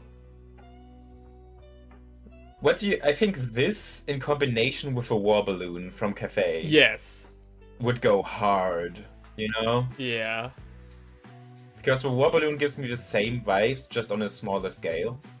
Yeah. Hold on. How expensive was the war balloon again? Oh, also very expensive. Dang. How much does this cost, actually? I don't know. 150 or so. Woo! Okay. Yeah. I mean, fair enough, though, right? You're getting so... I get it, but like still. And as you said, kind of crazy to think about that this miniature has about as much, like, play features, if you would call it like that, as, like, modern Lego. And probably is actually cheaper. If this would be Lego, it would probably like 300, 400 euros. So... oh my god, you're right. Yeah. That's depressing. That is extremely fucking depressing to think about. But ain't that fun? If this was Lego, it would be $500. You're right. If this was made for children, it would be 5 times as expensive. Oh, that's sad. Lego, what happened to you? That Games Workshop is... Yeah. Who would have thought? Who would have thought? You get more plastic than with Imperial Knights. I mean, I get that. This thing definitely makes... It's not just plates. It's also like, it looks so nice, right? I see Yeah. the passion of the modelers and the people who designed this thing. Like even I the think- the steam engine, and here the guy, like the marshal who mans that thing, the captain, like the station that he has with all the levers and like the compass and everything. Like he has a Yeah. proper command. Like this is not just like for vanity's sake. He's got like a platform to shout from. He actually steers the machine. He actually is the tank commander. It's so cool. I think that's also the main thing for me. I would much rather have this than Imperial Knight, mainly because it is so it has so many people on it Yeah. that it makes them just look. It's a diorama, and Yeah. the knight feels more like a normal miniature, I guess. And actually, it's like so much customizability as well. It's so cool. Oh yeah, okay. Throw nominally leased to the cities of Sigmar by the Iron World Arsenal, Cogforts can also be found across the mortal realms fighting purely for themselves as mercenaries. That is so Or cool. renegades fleeing justice. Just about every What? faction can call upon their power, one way or another, as a regiment of renown.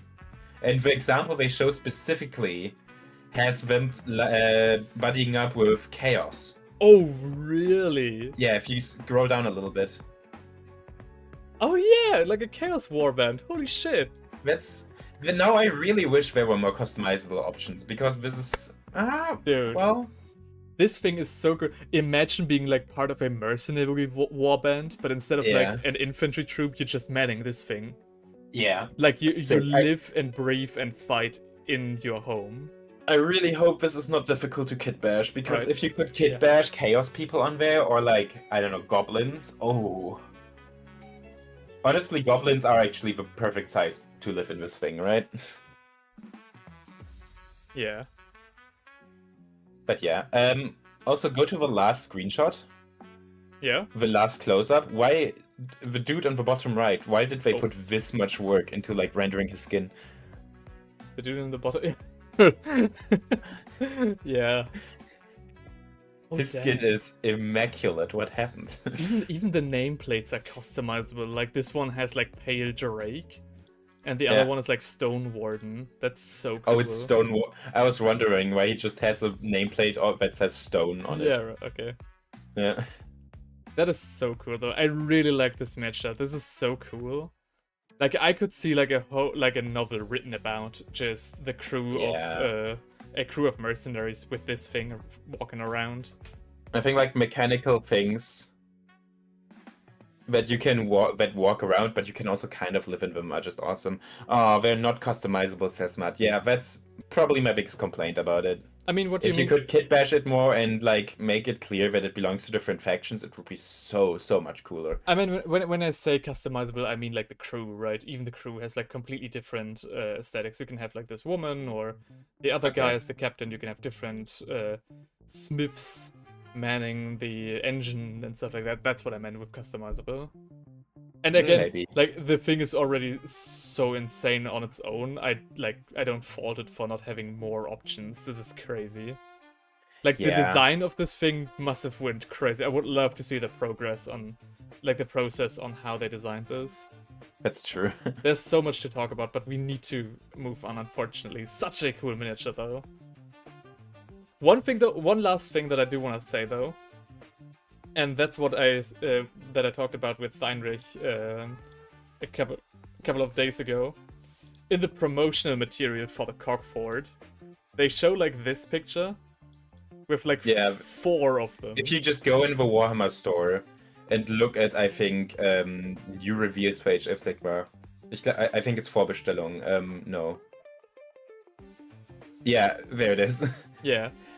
I feel like that's the craziest thing to me, and I feel like that's kind of funny because I talked about how, you know, back in the olden days, in the fantasy days, you had like your steam tank, and it was like, all right, this is the most advanced thing of the empire, and there are like 7 left in the whole empire. And now they basically make Age of Sigmar's version of the steam tank, the Cogfort, but they show like they immediately just flood you with it.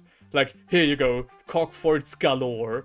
There are like 4 of them. There are almost as many Cogforts in this picture than infantry, and I feel like that's kind of like that's something There's that I no noticed. restraint here. Yeah. Also, it's just the same Cogfort copy-pasted over and over again, Yeah. except 2 of them have flamethrowers, Yeah. I guess. So this is like a doom stacking in Warhammer Total War.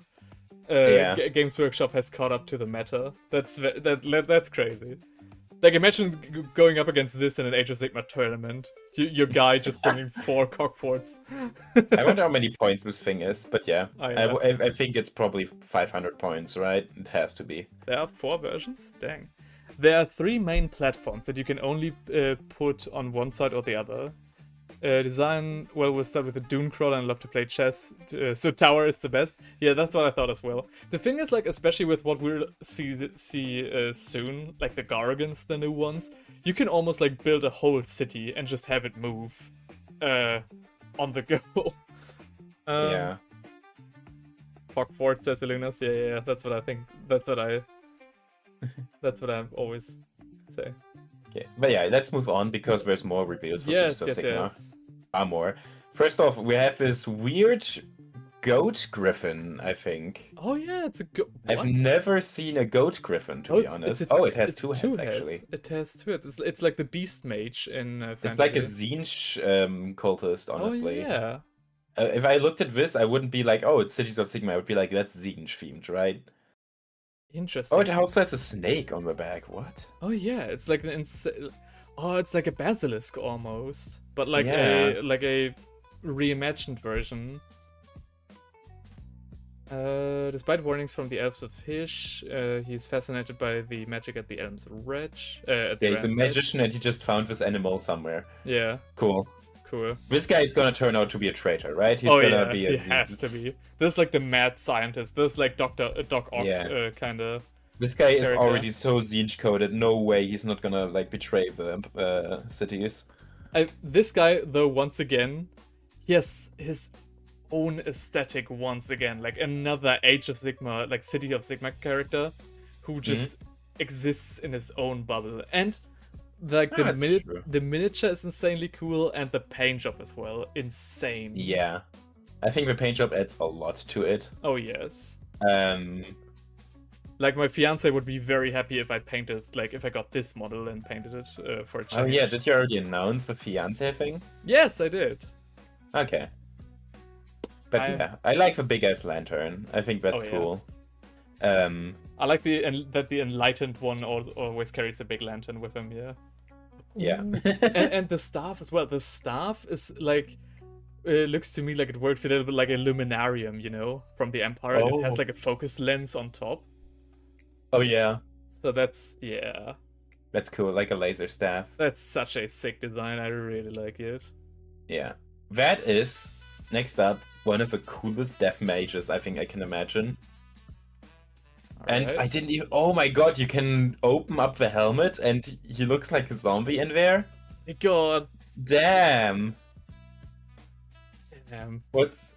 These look like... They look also evil. What's up with that? First we have a Tzeentch mage, now we have like a Vampire Lord's mage, but they're all still loyal technically. Very interesting. But wow, the glow up from the old Empire mages to now these guys is insane. Yo, like compare this guy to like the old Fire Mage. I don't know. I'm just glad to finally have a Fire Mage who doesn't have a beard, you know? Yeah. But yeah. I don't know why they all have like keys and weird metal contraptions on top of their helmets. I don't know if I like that. But you can't just ignore it, right? So I mean, I feel like this just goes to show. I feel like this is a little bit more of that 40k influence seeping through. I feel like just from the design, I feel like the Cities of Sigmar are a lot more careful and watchful about who in their ranks is actually like practicing magic. I feel these guys give me like sanctioned Psyker vibes. Yeah. The Eye of Nagash is present. Oh yeah. Oh, didn't see it. Interesting observation though. And I actually really liked that old mage you just showed. I think he looked really cool. And they're 2 completely different miniatures, but I hope they remake him at some point. the old Fire Mage was definitely fucking iconic. I always wanted to like saying that I always wanted to have him would be maybe a little bit of an overstatement, but I definitely looked out for him wherever I went. Yeah. I think I don't think there's a spell that actually does that, what he's doing right now, right? Yeah. There's not a ignite yourself spell. Yeah. But it's still such a cool concept. It's very cool. But the Death Mage, though, the Death Mage was so cool. The candle and shit. The Death Mage is fucking cool. The helmet that you can open up. Once again, more interactivity than the average Lego set. Yeah. And once again, a character that looks so iconic, he could be a Dark Water character miniature. Yeah. The Fire Mage looks sick, but also prefer a different head for him without the eye bandage. I kind of agree, yeah. The helmet is for the Fire Mage. I don't know if it fits. I mean, if he just had a normal head, maybe I would like him more. Maybe he does have a different head option. I mean, after all, the other guy has it too. Or really, maybe it's really just... Not really, just kind of open his visor. Interesting, though. Yeah, okay, maybe. I don't know. I like it. I like the aesthetic, but Ooh, that's I just like how preference. the wax melts through his fingers. Oh yeah, just Ooh. great observation. Also, again, like the dynamic pose, all the energy that these miniatures bring with them. Yeah, the Death Mage's tactical pillar is so fun. I love that. I gotta say, you know, the more Age of Sigmar I watch, like each year I'm getting more and more convinced that the Age of like the Warhammer 40k designers are just phoning it in at this point, whereas the Age of Sigmar designers actually just have fun and actually just go to town with their designs. Like this is so inspired every step of the way. It's so cool. Yeah. I think they're just happy that they can finally model some humans, right? Maybe that too. Age of Fantasy. Speaking of inspired designs, fucking Gate Gargants. Yeah, oh my god, my biggest complaint is everything they're releasing here is so expensive, insanely expensive. Yeah. With Gate Gargants, I think it makes sense because it's 2 giants, right? Right. Like this costs I think 80 euros in the store. Oh, that's completely reasonable. What? No, I don't know. At first I was like, no, that's stupid. But then I realized because I keep seeing the Gargants as ogres. Yeah. And like 2 ogres for 80 bucks would be insane, but 2 giants for 80 bucks, like, yeah, okay, I get it. Yeah, two giants for 80 bucks is like 40 bucks a piece. For Games Workshop, that's very reasonable. Especially if you think that the average retailer gives you like 10 to 15% off of that. That's completely okay. Maybe, but it still shocked me when I first saw it. But yeah, those are fun giants, honestly. I was gonna ask you, have you seen One Piece? Yeah, you've seen One Piece like 15 years before I did. Okay. But like the 2 giants at what's it called? Eni's Lobby? Eni's Lobby or Marineford? Eni's Lobby. Eni's Lobby, okay. Has like 2 Gate Gargants. Right. That's what made us think of. I don't know in what kind of situations you would deploy these, to be honest. Yeah, I don't know either. Like, maybe like as a riot police, like you need to funnel people through something. I mean, I do get it if you have these guys. I'm just reading the description, and what I'm picturing is like these guys, as described, being in the middle of a formation, and then just bashing forward into the enemy, opening their shields pretty much like a gate, and just swooshing the enemies aside to pierce the ranks, and then have a different unit walk through them to pierce straight through the front line. I mean, maybe, but at the same time, they have like they're bolted to the floor. Yeah, that's weird. That's something I saw as well. Like, okay, I don't know. Well, like, in what situations would you want these 2 guys to be bolted on the floor? I still am a big fan of a giant that's so strong that they just attached a crow's nest to his back. Yeah. But I wish they made the crow's nest look lighter, you know? Like... Yeah, these freaking things are insanely, like, massive. This would berate your back, and, yeah. It's a cool it's a cool idea, but I think the execution could be a bit better, I guess. I feel like I kinda am with you.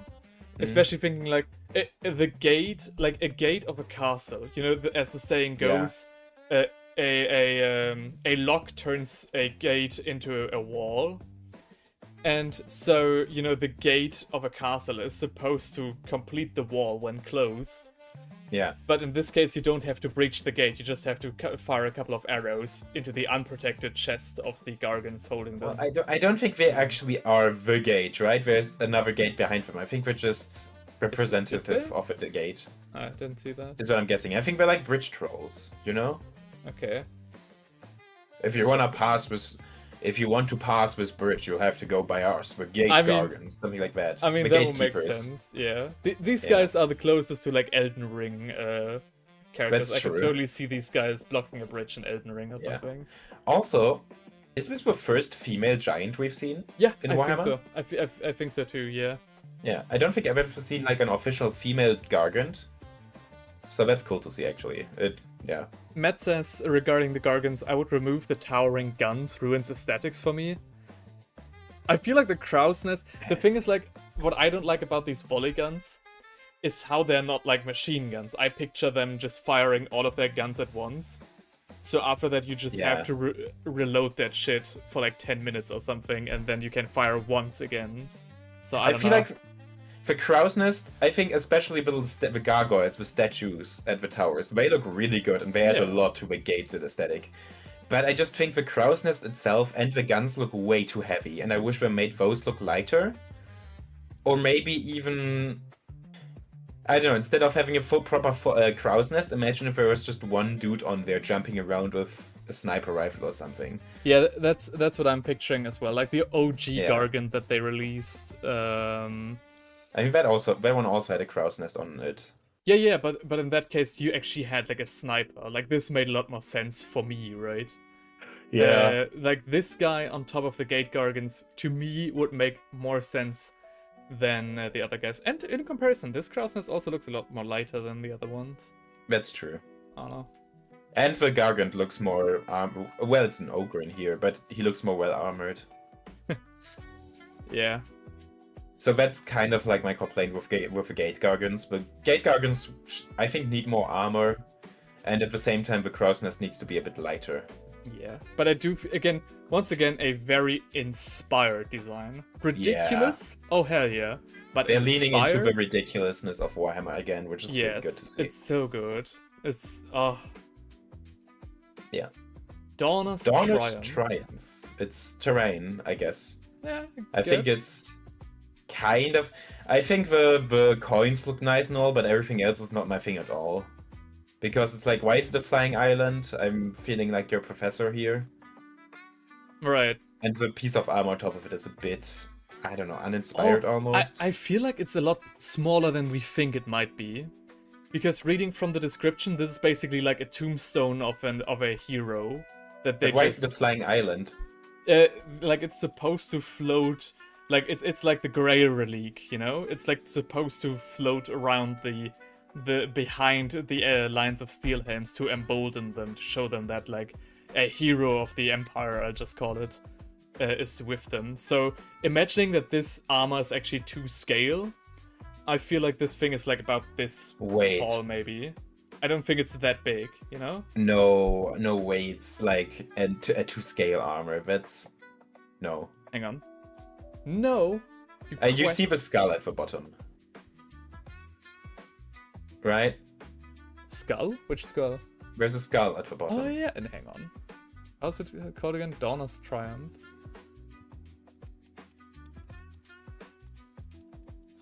Size. Okay, apparently that's a name for a bra. I'm glad that I opened it a different fucking monitor. Okay, hold on. I see. Oh, what is this? Yo! I don't see the size control. Someone made their own version of Dawn's Triumph with a statue from, I think it's Moore's Garden, on Reddit. It looks really good, actually. Obviously, this is like also professionally photoshopped and stuff like that. But like, yeah, I kind of wish it was more like this.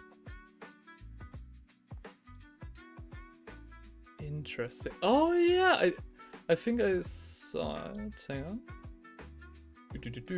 Oh wow! Hell yeah! Yeah. All right. Hell yeah! Okay. That's a lot bigger though. I think you're right then. The armor might not be to scale. If this thing is to scale to like Dawn's Triumph, I know how big the statue is. I actually have it in the shelf somewhere. Yeah. Okay. Fair enough. One of the comments I'm also seeing under the post of like on a Reddit post by Gorbet67, I guess. He says, between the idea of a tomb of the unknown soldier and the recently announced Grenadiers, which were a unit of elite Napoleonite trained soldiers. The new cities of Sigmar seem to draw a lot of inspiration from French warfare history. Someone replied to that, neither of those things are specifically French though, heck, even despite being called Grenadiers. The actual inspiration is definitely more Eastern European Strelets. Oh, Streletsy. Which is also I think the what the Kislev guys are based on. Right. Yeah, definitely. I mean, they are actually called Streletsy, so... Yeah. Streletsy, yeah. Oh, there we go. There we have something to scale. Thank God. There we go. So this is the to scale. Okay, it's actually a lot more massive. The armor is not to scale. Yeah, that would have been silly, honestly. Except it's like the armor of a Gargant or something. So yeah, okay. I like the idea of like, imagine dying a hero and they bury you in a floating island and then they send it off like it's a Viking funeral. That's actually cool. The idea is growing on me. It's very much like Jan Siska kind of vibes, you know, when he died, the old Polish general, where he said, take my skin and fashion drums from it so I can still lead my troops to battle. Fucking hardcore guy. That's a sick quote, yeah. Yeah. But yeah, Dawn's Triumph. Interesting. I feel like it works probably as well as... Oh, Czech general. Oh, I'm sorry. Sorry. But you're right. I feel it works probably a lot like a Grey Relic. Not too crazy. Like, after seeing the Cogfort and everything else, this is definitely the most normal thing so far. But cool, yeah, cool nonetheless. And there we go. There we have the City of Ash leader. Now I see him as a character. Oh yeah, now it's just... Yeah, wow, what are these miniatures? Incredible. Yeah, wow. Never seen them before, wow. Why did they announce them twice then? I don't know. That's a bit odd. Yeah, you're right. That is odd. Yeah. Huh. And it probably makes sense. Oh, that's the new spearhead. Holy shit. What? Oh, the new spearhead. The Zenestra's Zealots. That's actually... I think that looks... It's interesting because like this is probably something which I could also imagine myself buying if I wanted to start a Cities of Sigmar army now. Because it has a bunch of extra stuff which is not in Cities of Ash, right? What pisses me off is that this is pretty much every single City of Sigmar unit that I would like to have, like without collecting the army, right? Yeah. But I already have the command squad, and I don't see the reason of getting like a second one of those. So yeah, I mean, I would be interested in having a command squad, so maybe I would buy that off from you. All right, okay. If we can find like a deal, maybe then. Yeah. Because I am looking for some steel helms to just get my concept of my personal City of Sigmar across. I do like these singular character models, and I do also very much like this procession down here. Yeah. So maybe if we can work something out, that would be cool. I could imagine buying something like that for myself, or I just buy the command squad off you, because I think the command squad is very sick. I really like the throne person down there. Yeah. So yeah. Alright, I see. And then they are reusing the Warcry band for Regiment of Renown. for like the 100th time I've seen these guys. Holy shit. I still like them. I think that's a cool Warcry band, but this is a Regiment of Renown, which is literally just a Warcry warband and like a character model. Two actually. Like the... Well, it's two character models that were sold as part of one kit. Yes. So it's two different things put together. Oh, guys, it's a Regiment of Renown. What is the point? If I remember correctly, weren't these guys supposed to be like somewhat limited edition or something?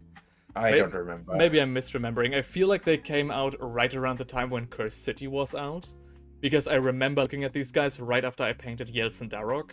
And I was like, oh dang, I gotta get these guys too. But then they were like too expensive. Because there was like some sort of special thing going on with them. Maybe Black Library or something. I think you can still buy them. You definitely still can buy them. But I remember... Are they like Warhammer Plus miniatures? No. No, but maybe like Black Library something. This kit is highly good for Wartime. Oh, I definitely see that. Any City of Sigmar kit is highly good for Wartime, or like again any D&D Pathfinder related type of game. City of Sigmar just has a really, really good I love fantasy aesthetic. Yeah, I love them. You really get a lot for anything. I think, especially, I know when I planned, like, should we play Soulbound or should we play Warhammer Fantasy Roleplay? I saw like one picture of an Empire City, and I was like, oh, but the vibes of that are kind of unbeatable. Yeah. But it was same. But I ended up going with Soulbound instead because I just think Cities of Sigmar also just have an aesthetic which can fit to the old towns of Warhammer Fantasy. But we're still, something more original, I suppose, right? I wonder if we ever actually see a City of Sigmar, because I kind of never do. It was kind of hard to ignore that the cities in Warhammer Fantasy were just German towns. All German towns. Yeah, hey, I think. What can we say? It's just fucking base. That's how it's supposed to be. Yeah, but kind of lame, isn't it? Unfortunately, I don't see much artwork from like Cities of Sigmar, like the actual cities, right? You only see like walls, maybe in 2 artworks. That's kind of sad. I agree. I have the Brightspear City Guide now for Soulbound, so maybe that is going to be interesting. Yeah, but okay. I haven't seen much artwork yet. You're absolutely right about that. All right. Then moving on. That's like in my opinion, Warhammer Age of Sigmar needs to focus more on like they need to get their own Waterdeep, right? Like just one town that they put a bunch of events in. Yeah. Have a bunch of battles around. Because right now I feel like every time we talk about Age of Sigmar, people are like, well, I don't really get the whole different realms things, and the world is generally too big and too out there. And I don't even disagree. Right. So ultimately, I kind of wish they had more stuff that revolved just around one big city. Right. Yeah. I feel like I kind of do get that as well. I just think it's a little bit weird that we never actually see a City of Sigmar, because in my mind, especially how they were described earlier on, like in early Age of Sigmar, where like every single faction used to live in these cities, like dwarves, dark elves, especially dark elves, right? How does a city look like where all of these figures come together, all of these factions? So I would have really liked to see more of that, but we've never really gotten that, as far as I know. Yeah. So, Matt says, well, I managed to get my hand on a lovely dwarf bear cavalry. Got rules for them, now I'm thinking I'll use a mammoth for a dwarf army. I also want to have more airships. I mean, sounds great. For more time, I guess, right?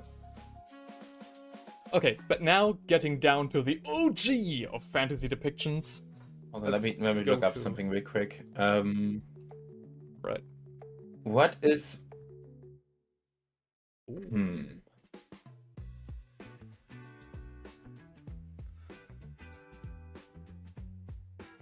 What up? What are you doing? I can't find it anymore, unfortunately. Dang, I don't think I've ever saw like a big ass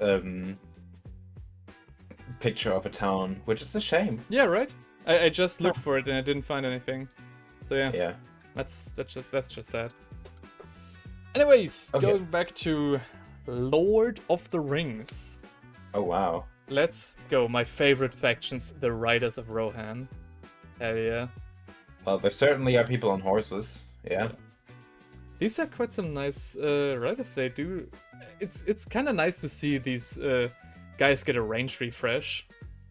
Because they do look like deliciously sculpted, right? Very nice details. Yeah, the horses look good. They really get the most out of these miniatures without deviating too much from, the aesthetic. Because they can't, right? They can't come up with many, like, original designs. So I think they really are getting the most out of what they can do. So that's true, but honestly, I don't have much to say about them. Yeah, that's pretty much all I have to say about them as well. I think they're cool, they're iconic. I'm happy for the Lord of the Rings players. But there's no way that I'll collect any of those in the near future, at least. Unfortunately. Oh, I'll get something to drink real quick. Yeah. Sorry. Okay, then I'll just keep talking and we can move on to Warm after that. Getting thirsty. The thing that by the way, will you comment on the new Warhammer trailers? Maybe at the very end, though, and that might be quite a while because we have a lot of miniatures to go over. I did remember that I did want to go over the trailer yesterday, and I just straight up forgot to do that, unfortunately. Sorry. Maybe not today.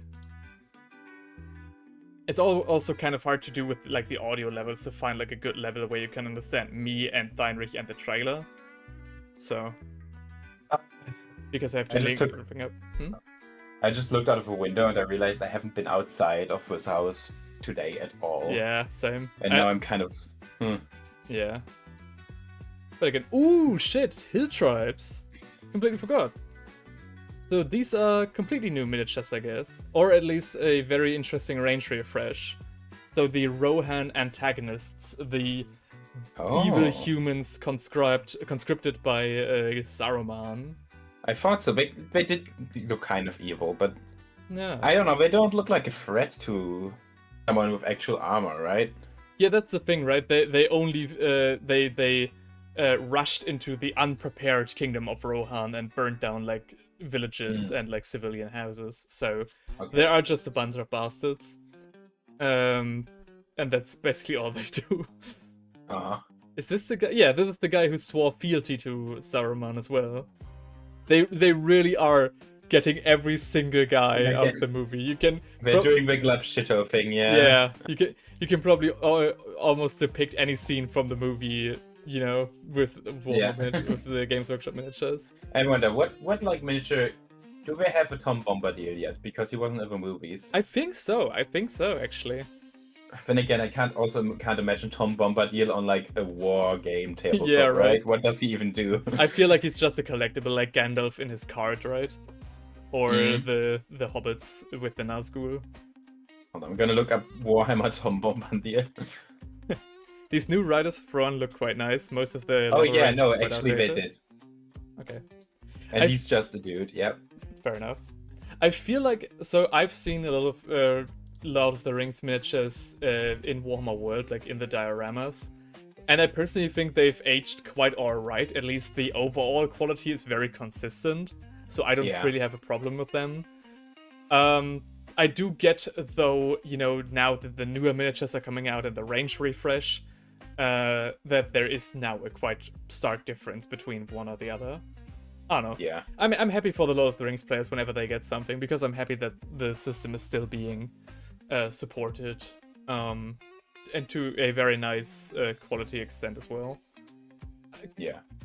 Quite surprised that they haven't done new Riders of Rohan with the Lord of the Rings anime. I forgot the name. But, you know, I completely forgot that existed. Honestly, right? Lord of the Rings to me will probably be never be more than just a movie, you know? Yeah. A movie like trilogy or 6 movies or whatever. Yeah. I will never really see it as a franchise that needs its own show and toy line, whatever. It's, you know. I didn't care for Rings of Power. I think they... Hang on. They never made Rings of Power miniatures, did they? Do they have like the license for it? But did they like completely skip it? Because they did immediately bring out the stuff for the anime. They did bring out immediately a couple of sets and all the characters. Like they do right have when the it came War out. of Roryhim miniatures, which is the anime, Yeah, that's the anime. They immediately made miniatures for those, but completely skipped Rings of Power up until this day. That's interesting. I wonder if it Base is Games Workshop. Amazon. I wonder if it's just because they had like stress with Amazon or whatever. Maybe. Like a licensing. I think it's a licensing issue. Like one bullshit evil big corp versus the other, like trash versus trash. But still that's funny though, yeah. Well, the question is, does Rings of Power not have miniatures because it's bad, or is it bad because it doesn't have miniatures? Oh shit. Well, I do remember sitting in like Battle of the Five Armies in cinema when it came out, and my first thought was like, oh, the miniatures for this movie are going to go crazy. Yeah. You were one of a few Battle of Five Armies enjoyers, right? Yeah. I remember you really enjoying it, yeah. I think I liked it too, but I also get the Hobbit criticisms. Moving on though. Yeah, moving on though. Rings of Power. So much today. Matt says Rings of Power was skipped because there was no value, no interesting from consumers, and Amazon was doing bullshit. All right. So yeah, that's the ultimate conglomeration of not trying to do those. 2-part Gondorians are my biggest nightmare. Oh, well, I think they look alright. All right, I'm already looking at like the next miniatures. The Underworld. Lumineth. Yes. And I gotta say, that is a really, really good way at showing wind magic. Ooh, yeah. Very subtle. that is such a cool way to show wind magic, to have Ooh. ribbons of fabric inside your little jar and a few leaves. And when you open the leaves, obviously the ribbons and the leaves fly out. And that way you can see that there's wind going on, despite the fact that it's a static model. Yes. That's very clever. In general, all the leaves just twirling around these two miniatures, Mm-hmm. very nice. Yeah. Dang. I like how the Lumineth never have tactical rocks, they have tactical bonsai trees. Yeah, right? I mean, they do have tactical rocks, but... They're still. all weebs. But yeah. Yeah. Another thing that I've seen often LARP characters, mages do, like just carrying a big ass fan. Yeah. I mean, that also makes sense for wind mage, I mean, right? 100%, yeah. Let's go Very to the cool miniature. origins. That's a very traditional elf again. Yeah. Dang, I like his outfit, like the gear on his back. You know, Is it a he or a she? I thought it was a she, but I they think did put a little bit too much work into the crotch, I guess. Oh, you're still with the character model. Yeah. Oh, Yeah, I'm still with I get Mage, it. I get it though. Yeah. I'm on the Astra already. So Okay. what I wanted to say about him is that I really appreciate that they gave all of his gear that he also needs to like live and sleep on his back. So this Yeah. guy is just like a wanderer. And the bow is But- quite nice, like the composite bow. Did they give him all of his gear because it looks like just a sleeping bag and like one ration maybe? Well, it's the smallest sleeping roll of all time, right? It's just like a towel for your head, like a dish And towel. he has like 2 portions of lambast bread in his Yeah. bag or something. But still, I do appreciate the effort. Yeah. I like Some that quite a designer lot. at Games Workshop loves modeling sleeping rolls. Yeah, you're right. And it makes sense for adventurers. This guy gives me like a lot of Lucan vibes from my diploma, especially like with the eyes covered. Lucan from the hit series, Cellbook. Yeah. Wow. From the up and coming. The pose of that gives me Old Hammer Wood Elves metal vibes. An interesting, no dynamic. I disagree. I think they've got lots of dynamic. What? I think it's interesting. A lot of people hate on Lumineth because they feel they're uninteresting, and I get why. I think they're very nicely done elves.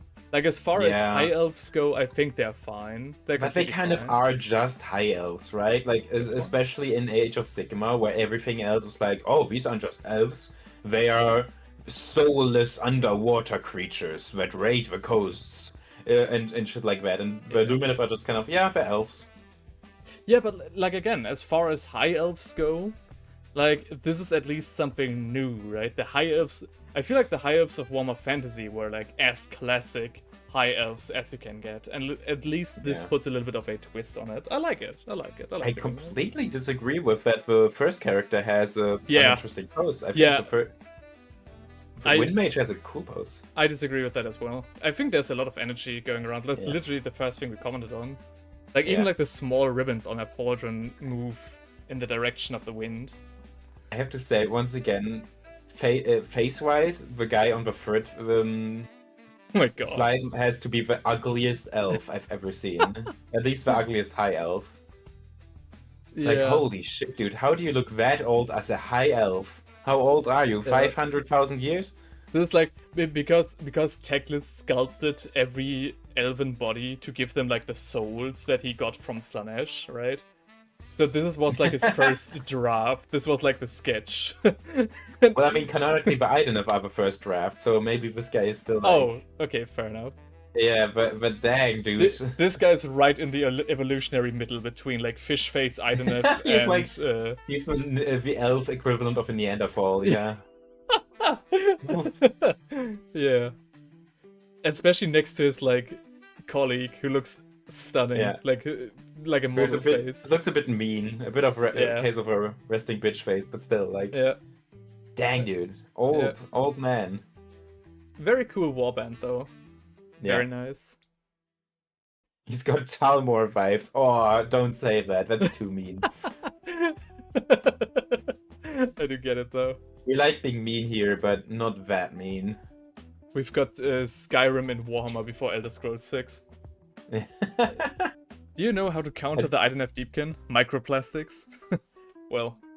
Honestly, If Games Workshop started working on a Skyrim-styled Warhammer game right now, they would probably manage to release it before Elder Scrolls releases the sixth game. That would be so fun, right? That would be Yeah. so funny. By the way, did you hear the news about the Lord of the Rings RPG? No. There's a new Lord of the Rings RPG in the making right now, and the studio that works on it is Warhorse Studio, the same studio that made Kingdom Come Deliverance. Oh. So this is actually a Lord of the Rings game, which I'm very optimistic about. I'm intrigued on how they're going to pull that off. That is interesting. Alright. But we have to move on. You can call me mean, but never wrong, I see. We're still stuck in the middle of Adepticon, my guy. Yeah. Ogrins, let's go. Ogrins for Horus Heresy. First of all, I don't give a shit about the tank. Sorry, it's what? a tank. You're not giving a shit about the tank? The same tank that... We've seen this before, I'm pretty sure. This is not new. I have this model on my desk. Oh, okay. Pretty much. Then why do they announce it? What? It's like it's the same tank but like different weapons, right? Instead of like a dual bolter, he's got like 4 bolters, and that's pretty much I guess. Whatever. Let's look at the. Yeah. Whoa. Okay. Oh. Okay. Oh my God. I've got like Kingpin right here. What I the thought fuck? this was gonna be the most boring announcement. No. What is this, dude? Whoa. Like, Does he not have hands? Poor guy. Poor guys. Oh no. That shit is terrifying. the new Ogrins strike me like Kingpin from like this is the Ogrin from the Horus Heresy Ogrin right here. If you look back, He looks he looks like a fat facial expression wise. He's Needles from Fear and Hunger. But yeah, oh my God. This looks a bit more like a Leagues of Votan miniature than a Imperium miniature, in my opinion. I guess why you would say that. I think Matt actually describes it quite well. He is a 40% away from being a good servitor. Like these guys don't wield weapons. They have like their hands switched out for weapons. Yeah. Usually servitors have like their brains removed, but for Ogrins, the Imperium just didn't bother. They're like, whatever. There's no reason, yeah. Yeah, whatever. Just put them on drugs and like replace the limbs with weapons, and that will work. Very cool miniature and very dark miniature too. I wish the Imperium had more of this. Oh, but it's just Horus Heresy? Why? Why is this not in standard 40k? Good question, yeah. Hang on, what is next generation?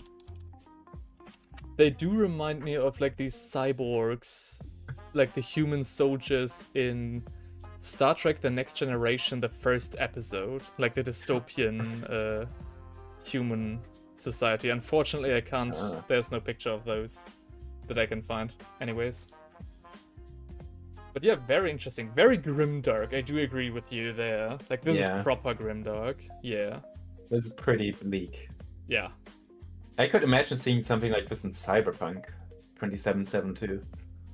I feel like it's also quite interesting to see that these Ogrins are literally just weapons of war. Like, they have no other use. They've got their hands replaced by the weapons they're supposed to wield. That's kind of just 40k, right? Like, oh no, this guy's just a weapon of war and nothing else? Yeah, but like... That's 50% of a cast. Yeah, but I mean, like, in 40k, the Ogrins are still just burly guys, right? They can just do civilian stuff and, like, play a card game or something on the side. These guys are just stuck with their weapons. So. That's true. That's kind of... Yeah. Not be bad. They really are just servitors. Yeah. But they didn't bother... Yeah. Huh. Rip. Rapier fire support battery. These are tiny tanks. I kind of like that. Yeah, this is just, as they're called, support batteries. These are basically like heavy weapons teams, but they move.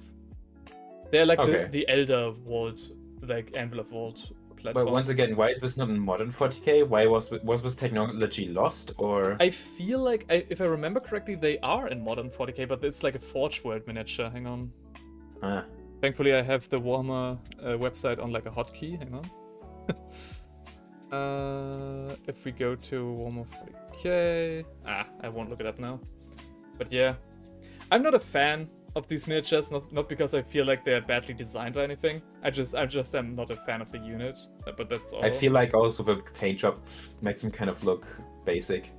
I mean, Basically, a Caradon Overlord's problem, where it's just metal. yeah, but that's like the entire Solar Auxilia in general. They're very boringly painted. Yeah. They were unmounted. Oh yeah, you're right. Weaponized Walmart scooter. Oh hell yeah. Oh my god. It's Imagine just. I'm imagining it more like a one of those lawn mowers. Yeah. Yeah. This is like what the American will become in the year 40,000 or 30,000. Just like Second Amendment, no mobility left, fuse. Like this is like the evil Wall-E people, you know? Oh, yawn for a second. All right. Moving on. The Red Tower. Oh, the next one is a cool one. Ooh, yes. It has like one miniature that's actually interesting, but that miniature is, of course, a doozy. Yes. Let's go. The Terror of Devon. Yeah. The Red Terror. Hell yeah. What They a brought back the Red Terror. What a fucking guy. Hell yeah. What is that statue in the background? What? On his base? Actually, good question. I have no idea. He's knocking it over with his tail. Yeah. Yo! You know what this reminds me of? The new Necron they announced recently. Oh yeah, you're right. Like Amateur big one. or something. Yeah. Yeah, he has like the same style as that Necron. Yo, this miniature goes so hard. Again, so much energy. Holy shit. Damn. Yeah. I need to apologize, Kansas. Holy shit. Wow. What? Kansas? Yeah, I feel like the meme with like the hot wings, like Shaq eating hot wings, you know? I've never heard that, but No? okay. No. That Nit should have a big mustache. When Fulgrim gets eaten, I see. Yeah, fair enough. Dang. Yeah. Dang, I wonder if this guy wasn't painted red, would he still look that cool, or would he just look like a normal Tyranid again? I see a Tyranid and I maybe. want to Honestly, paint I have him like a second half of Leviathan. Maybe I should just paint the entire crew in that color scheme, just Ooh. red. The red tide. Oh yeah, the red tide. Could be cool. I really like what they did with the base, and again, like a very expressive Tyranid. Like even just for that, it's a very cool miniature. Yeah, absolutely. Very much stealing the show. Oh, let's go, and another kill team for me.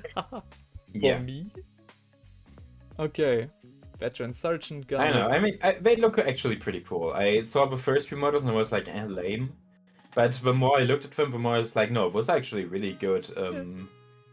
This is a nice kill team. This is a very nice kill team. I do like these guys. I like these guys more. These guys are like a mixture between the two kill teams that I actually own. The Leagues of Votan Irken Jaegers with like their coats, and the Kazakin on the other side. So yeah, very nice. Very nice. I like that they're forest themed. Yeah. And like very camouflaged. That's pretty cool. That's sick. And then we've got like two random Blackstone Fortress miniatures to top it all off. Yeah, what I didn't like about this kill team box set, right, is that it's the Red Terror and just 10 Termagants. Oh. Against the scouts. And the Termagants really just feel thrown in there. I mean, fair enough. I feel like they could have, to be more in theme, they could have probably given this guy like the same snaky Tyranids that the other kill team had. Remember that? Yeah. Yeah. I feel like that might have been a better choice. Like, just to be a little bit more in theme. But I guess it would have been too powerful or whatever. Yeah, but still. Maybe for balancing reasons they didn't do that. Shame. A shame. Yeah. But very cool kill team. I like this guys. It's a trailer for an animation. Do we want to skip that? We can skip that, yeah. We've got enough already. Okay. We have... that one we can skip as well. Let's go! Yarek brings Astra Militarum. Oh wait, it's an action mod. But why Mephiston? Yeah, I don't know. I mean, Mephiston, I feel like the narrative is going to get a little bit more focus on Imperium Nihilus, which would be led by Mephiston. No, by Dante. Okay, maybe. Fuck, I'm talking out of my ass right here. Huh. But now the coolest Ork model on the market. Let's go! Yeah, that's so cool. I at first thought it was gonna be bigger, but But I think this is still a this is a cool biker. Yeah, what's stuck And at then Commissar Yarrick is also there. Oh yeah. I feel like this guy mocks Yarrick so hard though. It's insane. Yeah, this is the boost is so fucking incredibly awesome with like the smoke.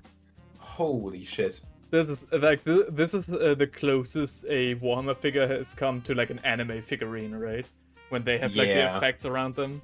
Like this is the Tanjiro of Orc models. Holy shit. Yeah. Like, if he was just normally riding around, it wouldn't be that special. I would be like, it's an Orc biker. But they gave him all that, and the massive boost and cloud and base, and oh my god, that is sick. That upgrades it so hard. Yeah. Like, wow. It's so cool. They had so much fun. And once again, a little bit in the second picture, he doesn't have it. No, I feel like he has it. Oh no, you're right. In the second picture, he doesn't have a boost. Yeah, interesting. Huh. Interesting. But yeah, sorry. But yeah, very cool. Yeah, once again, it's like the Armageddon box set where the Orc character got all the love and all the passion of the designers. And then we go to Yarrick and it's basically just a more polished version of the old miniature. Like, I really was not blown away by Yarrick at all. I feel like they could have definitely... I mean, he's supposed to work in-game, right? Like, he's supposed to be a playable miniature. But at the same time, I feel like if they would have tried... If he had to compete in terms of coolness with Godsmack, the Orc, I feel like they should have, like, maybe posed him in the scene where he got his arm, like, with his human arm missing and the claw, like that iconic scene. Interesting, yeah. Well, once again, I don't think when they release 40k miniatures, they don't try to go for the history of a character aspect, but just the what is the character doing right now aspect. And obviously, Yarrick has lost his arm a fucking 100 years ago, whatever. Yeah. So I feel like it's a bit, I don't know, I wasn't wowed, I wasn't blown away by Yarrick. I feel like they could have done something else. Yet at the same time, I do get why they made him exactly the way that he was posed before, because he already looked iconic in the first place. He was very iconic. Yeah, so I get it. But yeah, the Orc mocks him hard in this lineup. Oh, holy shit, Commissar Graves! I have no idea who these people are, to be honest. They are like... this is the thing, like, this is one of those instances where something new appears, and Games Workshop it just says, like, oh yeah, this has always been there. Huh. So, Commissar Graves is a new character for the Armageddon campaign, basically. So it's the first time we hear of her. But I think it's a her, a she, right? I actually don't know. I think the picture looks very... No, she's she's a female. Female.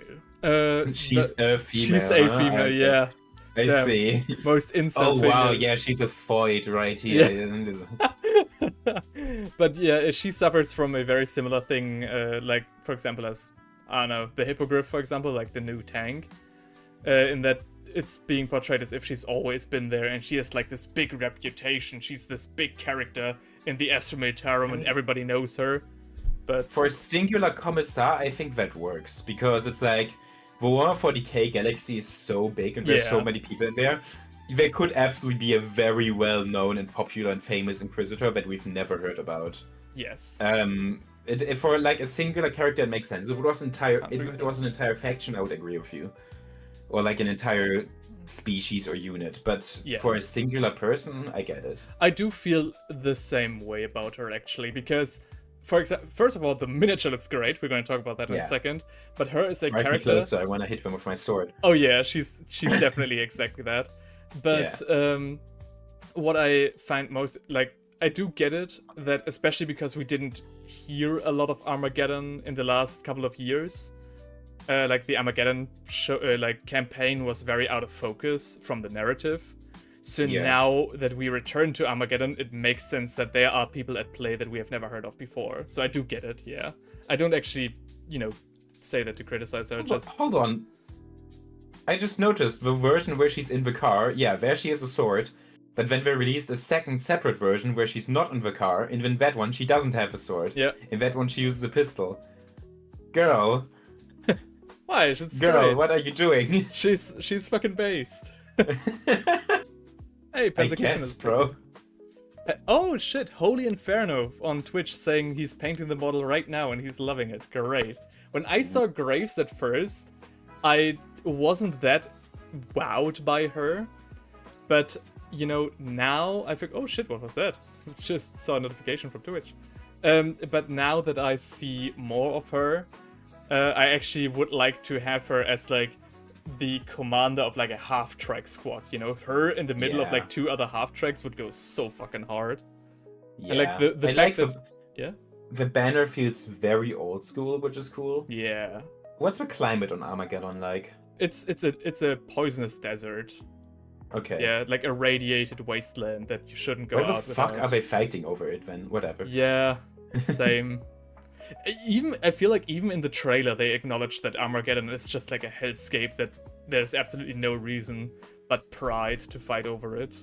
Yeah. Like they've been fighting for so long, it's like sunk cost fallacy at this point. Yeah. But yeah. Okay. Very I nice. think the next miniature is very cool and interesting. In particular, I feel like he feels like a fantasy figurine. He feels like an Age of shit. Sigmar guy.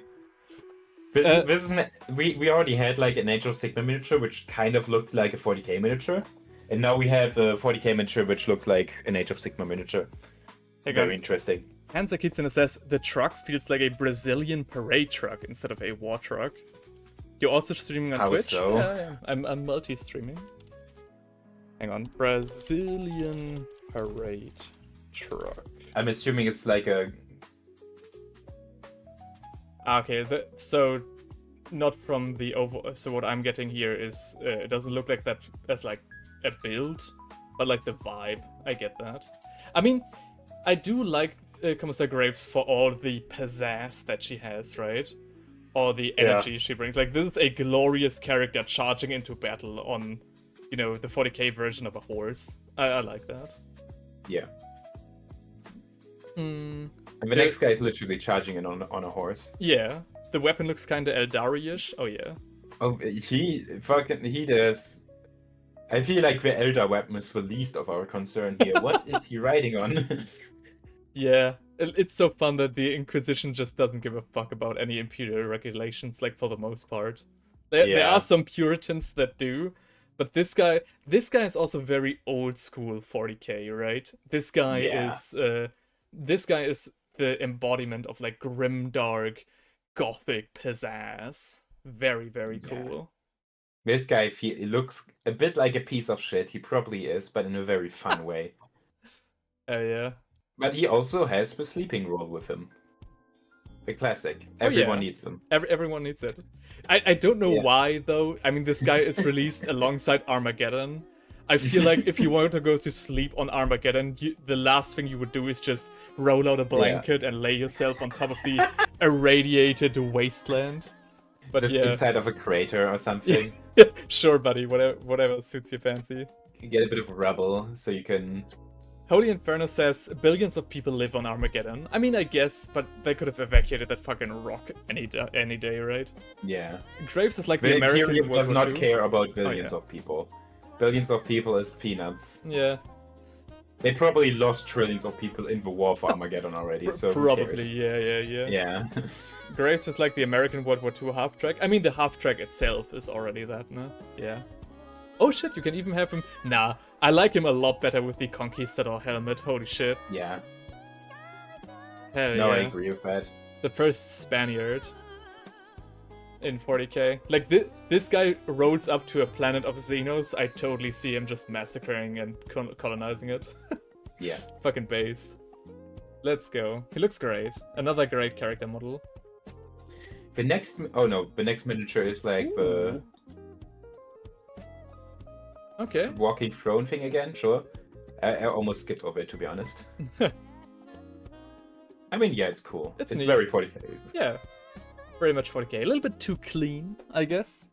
Oh yeah, I mean, it's a sister of battle, right? So she kind of has to be. Yeah, but I feel like they could have done more purity seals and more candles, but that's very nitpicky here. She looks good. I wish it leaned more into gore or something. Imagine if she was walking through a corpse or something. Ooh. That would be sick. Yeah. But hey, yeah. So this is the pay to win skin for the penitent engines. So this is like the chill version. Instead of like being strapped into a machine that tortures you, this is just the lethal lazy boy, you know? It's great. Little hypocrite. Oh, she has a helmet version. Oh shit. I like the helmet a lot for her, yeah. Dang. Has a different vibe. Protected. Very fun. Very chill. I like this a lot. Cool miniature. Oh, let's go! Yeah! Astra Militarum tanks and half-tracks. Let's go. I think they look very mundane, honestly, right? Like, this is just a troop transporter, honestly. Yep. Just get in the back and we'll drive you around a little bit. This thing is an armor, I think. This yeah, definitely. This thing is definitely one of the most normal-looking trucks for 40k, 100%, especially for the Astra Militarum. You want to say Tarox, didn't you? No, I didn't. I just mix up the names for the new tanks all the time. I do like this truck actually a lot. So, but the miniature has actually already received a lot of criticism and a lot of like line. Yeah. And the reason for that is that it deviates for a lot of people too much from like the World War I aesthetic that the Astra Militarum used to have. Now it's going more in the direction of World War II, which, fair enough. This guy could very much be just a Sonderkraftfahrzeug from the German army, basically. I get that, yeah. It looks a little bit too clean, too modern, I get that. And another thing is that a lot of people have criticized this miniature for being weaker than the Chimera, but costing just as many points. Wait, why? Yeah, that was basically the question. I feel like, so I haven't heard that criticism a lot nowadays anymore, so maybe they've patched that and made it like 10-15 points cheaper. But that's what I've heard originally when it came out. Because there was a lot of like a sigh of resignation going through the community at that time. Because like, why would you get this like on the tabletop if you could get the Chimera just, you know, packing more of a punch? What is the Chimera again? Is it also troop transport or? Yeah, it's the BMP. But yeah, apart from that, I do love it though. I do like the miniature as a whole. I like that you can have a look into the troop compartment. I do think it's interesting they're leaning more into trucks than tanks with a lot of these. Yeah, I feel like it's nice to see like the more logistical side of the army, especially with the like hook for like an artillery piece right there, an artillery battery, like a field cannon. That's quite nice. Why is the Chimera so expensive? Holy shit. Yeah, right? Oh my god, why is everything here so expensive? Yeah. What? The Astra Militarum for some reason has gotten crazy expensive. Like, Commissar Greaves, $80. The Conquistador is $50. Ooh. That's insane. I don't know. I don't know. I feel like I'm so desensitized to these prices. I don't even feel it anymore. Yeah, I guess, but I don't know. I feel like 40k is like 10 euros more expensive than Age of Sigmar. Yeah.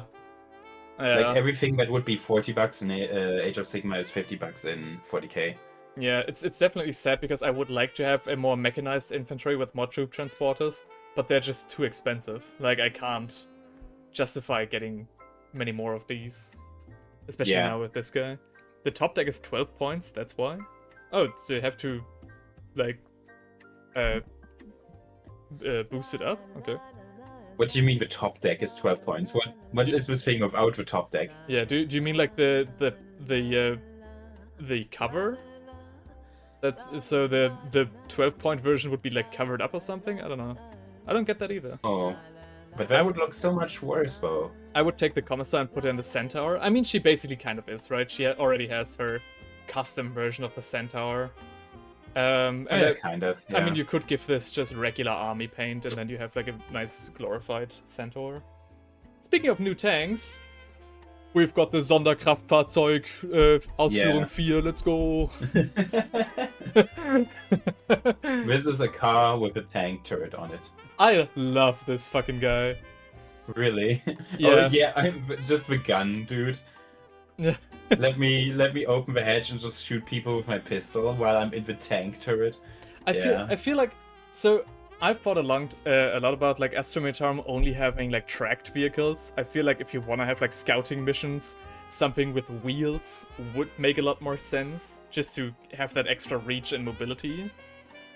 And I've actually, when it came to the Taurox, for example, I've seen a lot of people just kit bashing the Taurox with wheels. I feel like that's one of the most purchased things on Etsy as well. I guess, yeah. Like the Taurox conversion, if we look here, I feel like the wheeled version for the Taurox looks just so much better. So having now an actually like cannon version, like a cannon vehicle for the Astra Militarum that is wheeled, I feel like is pretty nice. I like this vehicle a lot. Though... Okay, I kind of get the Taurox with wheels, yeah. Though, once again, you know, another miniature that looks a lot more modern than, for example, the Chimera or the Leman Russ. And yeah, although, and that's one thing, like, once again, criticism for the model, or rather the lore behind it, this thing also suffers from the same problem that we have nowadays, where it's completely new, and the explanation is, oh yeah, it's always been there. It's actually a very popular miniature, a very popular vehicle that every army that's worth their salt uses, and it's essential for a lot of Imperial doctrine, tactics, and stuff like that. And I'm just like, why, dude? Why not just say, hey, we found an STC for this vehicle on Planet Shitfuck 3000 a couple of weeks ago, and now we've got it, right? Or this is one of those like an actual new innovation now that Call and Gilliman are pushing the Imperium to more progression. Yeah. What is like the last Imperial miniature, which is specifically based on a new STC they found? I feel like every new innovation Imperium gets nowadays is specifically like by Call, right? Yeah.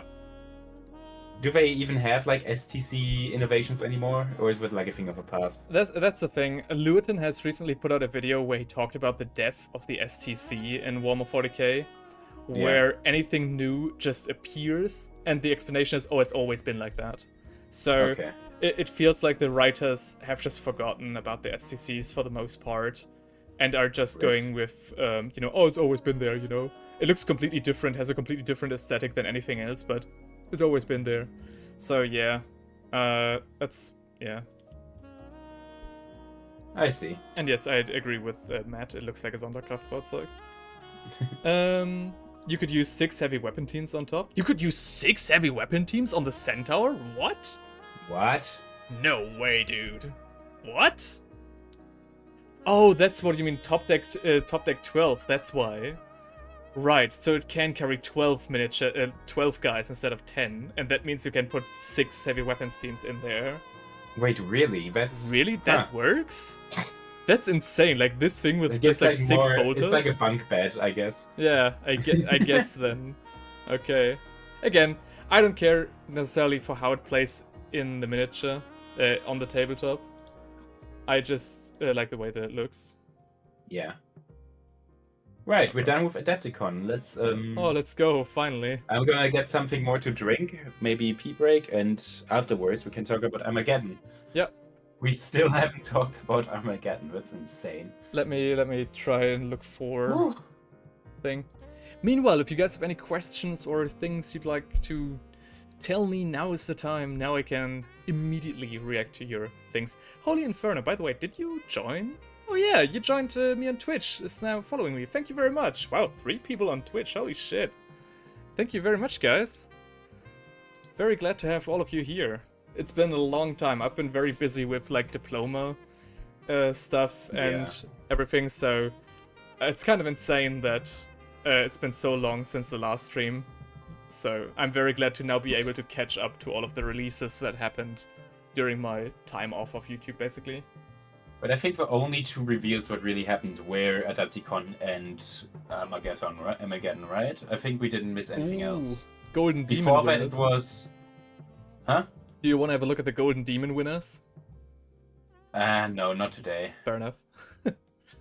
Okay, let me have a look. After Armageddon, we'll have been streaming for like 3 or 4 hours already, so... Yeah, that's fair enough. Let me have a look. Where is the Armageddon thingy? I have it here, Oh yeah, can you send me the link, please?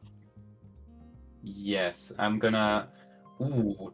Met I guess us. I'm gonna send you what's in the box and not the orcs versus the Yeah. marines, right? Yes. Here's what's in the box. Okay. I'm gonna get something more to drink real quick. All right. Matt asks when it's the time for the Old World Sterlanders. It's gonna still be a while, man. I'm sorry. I've moved most of my miniatures. I'm patiently waiting still. I'm sorry you have to get up a bit more patience. I've moved most of my miniatures to my parents already in expectation of a move soon. Which will commence in like the next 2 months. And the diploma itself is only like 17 weeks away or something. So at least 17 weeks before I am able to get back to miniature painting. But then I will return in stride. I will prepare a couple of series which I've already planned out. And one of which is already completely filmed as well. That's like around 24 videos, which I only have to script and edit. So there's a complete series with a lot of interesting miniatures already waiting for you. I only have to like finish it to, deliver. And once that's done, once I've all of that, complete, then I'll start working on new projects, and I'll try a new approach where instead of like having a series that goes on video after video after video, which might have like bigger breaks in between, I will in the future try, for the most part, if I have an idea for a series in opposition to just a standalone video, I will try that if I have a series in mind or a project that should be split up in multiple videos, I will try to complete the video beforehand and then put it out as like one big chunk, so there's a consistent flow of content coming. I hope we meet somewhere to fight our forces. That would be kind of cool. I'm moving to a bigger city, so maybe they've got a tabletop club there where we could meet up. Would be kind of cool. But even for those just invite things, all your fans over into your house, dude. I'll just invite them on the day that I'm moving, so everybody helps me pack up and move. But they only stay at the old address, so we have like one big battle there, and then I'll go away. Yeah. All right. So thanks for linking it to me. I'm taking your word for it, so I won't forget. We'll come by your house this questing night. Holy shit. I would like to play a drinking game of like take a shot every time I say, "Oh, we've seen this before, haven't we?" Oh god, okay. Because I think this is gonna come up a lot. I might have a look if I've got some high spirit stuff in my flat. I'm gonna be right back. Do you have something for yourself as well? No, actually, I don't think I'm gonna drink anything today. I mostly meant it as a joke, but still. Okay. Then I won't do it, I guess. Sorry. I'm not getting wasted alone, are you crazy? Yeah, of course not. Okay. What's in the Armageddon box? My face, exactly. What I find interesting already... Yeah? ...is no terrain. I mean, no terrain, but god damn! So many miniatures. Like, holy shit. I don't know, I feel like the past 2 Age of Sigmar miniatures had Age of Sigmar starter boxes always had like a piece of terrain in there, right? Yeah. And I wonder why it's only Age of Sigmar, but still. Hang on, I have to pick out different music. We're going over so hype things. I don't want to be lulled to sleep. Ugh, I don't know why my voice is getting kind of. Let's go. Course. Oh, sorry. Space Marines. Space Marines. We have a captain, another librarian. Hang on. First of all, chaplain. how many miniatures are in here? That's the first thing I want to know. 23 Space Marines and 38 orcs. Wow. Which, to be honest, 38 orcs is pretty good. That's quite a lot. That's 61 miniatures right there. And it's like 3 big miniatures as far as I can tell. So. Oh shit, price not right. Hi, man. I think Leviathan had like 4 big miniatures. It had the Screamer Killer, the Tick, the Brain Thing, and the Dreadnought, right? Yes. Yeah. This one has like 3. It has the flying tank of the Space Marines and 2 cars of orcs. Yeah. Which is still pretty good, honestly. 3 big miniatures. It's like also those 3 big miniatures are also like chariots, so you basically have like, it's more guys, I guess. Yeah. Okay, there we go. This is just the listing. Let's skip right to the individual posts. Captain Okay. with relic shield. We've seen this guy before, haven't we? Be honest. Actually no. I don't think so. No? I feel like this guy has been in Indomitus. Maybe if he was wearing a helmet. Oh my god. No, I don't think we've seen a captain with relic shield so far. Actually, let me have a look. I've got the warm-up page. Okay, not in this pose, I guess, but I will find him. Oh shit, okay, we've got a captain with relic shield before. But he looks Yeah. entirely different, so this is the one Yeah, that we've true. already got. I think I was thinking of Indomitus one, I think. Yeah. But yeah. So, I really like this one, actually. I think as far as Blood Angels go, they did do... Wait. I know what I'm thinking of now. Indomitus box? No. I have a miniature, a Space Marine miniature that looks exactly like this guy, but I think it's kit bashed. I'll have to check real quick. Okay. I mean, we've got a lieutenant. I mean, that's just a question of rank, but still. By the way, is the music going too wild, or is it okay? Matt has written a big paragraph. Oh, okay, there it is. Guys, what if, hear me out, what if the Battle of Armageddon won't stop, can't be won, as it's kept in Trajan's museum, and that Daka loves to watch them? That's a quite a fun idea. I don't know how you would get reinforcements to that place then, but yeah. I think Trajan would... This dude? Hmm? Okay, I think the reason this guy seems so familiar to me is because I kit bashed a miniature that didn't have a shield, but I put a shield on it. And then I painted it pink because I thought it was gonna be like an Emperor's Children duelist or something. But do you have a picture? I'd be highly intrigued. Okay. No. Well. I don't know when was the last time I saw it. I have no idea, but... Right. Fair enough. Yeah. But I still, it's a different captain with relic shield. I mean, we do have, technically speaking, a captain with relic shield, but I think the difference does come across quite nicely. I would go as far as to say that those are two different miniatures.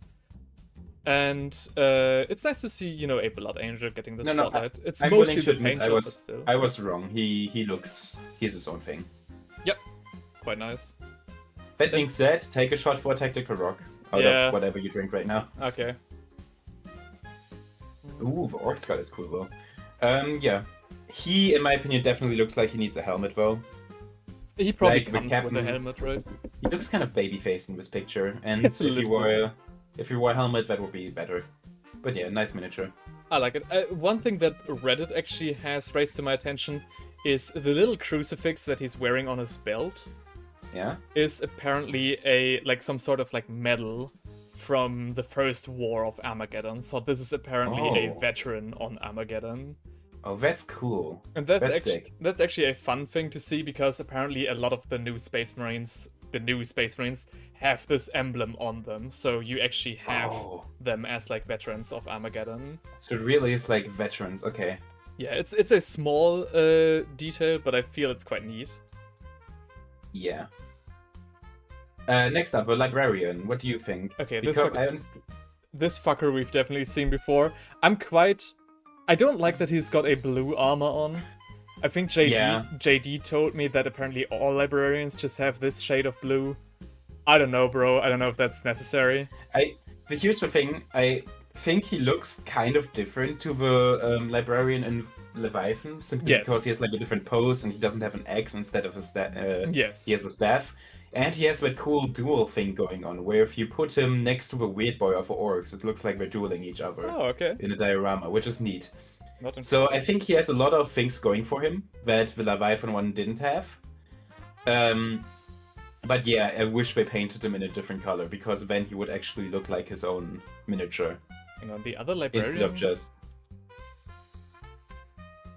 Because the Leviathan librarian looks very, very similar to the old one. Yeah, though Holy Inferno actually raised the thing that I thought of as well. I wasn't quite sure.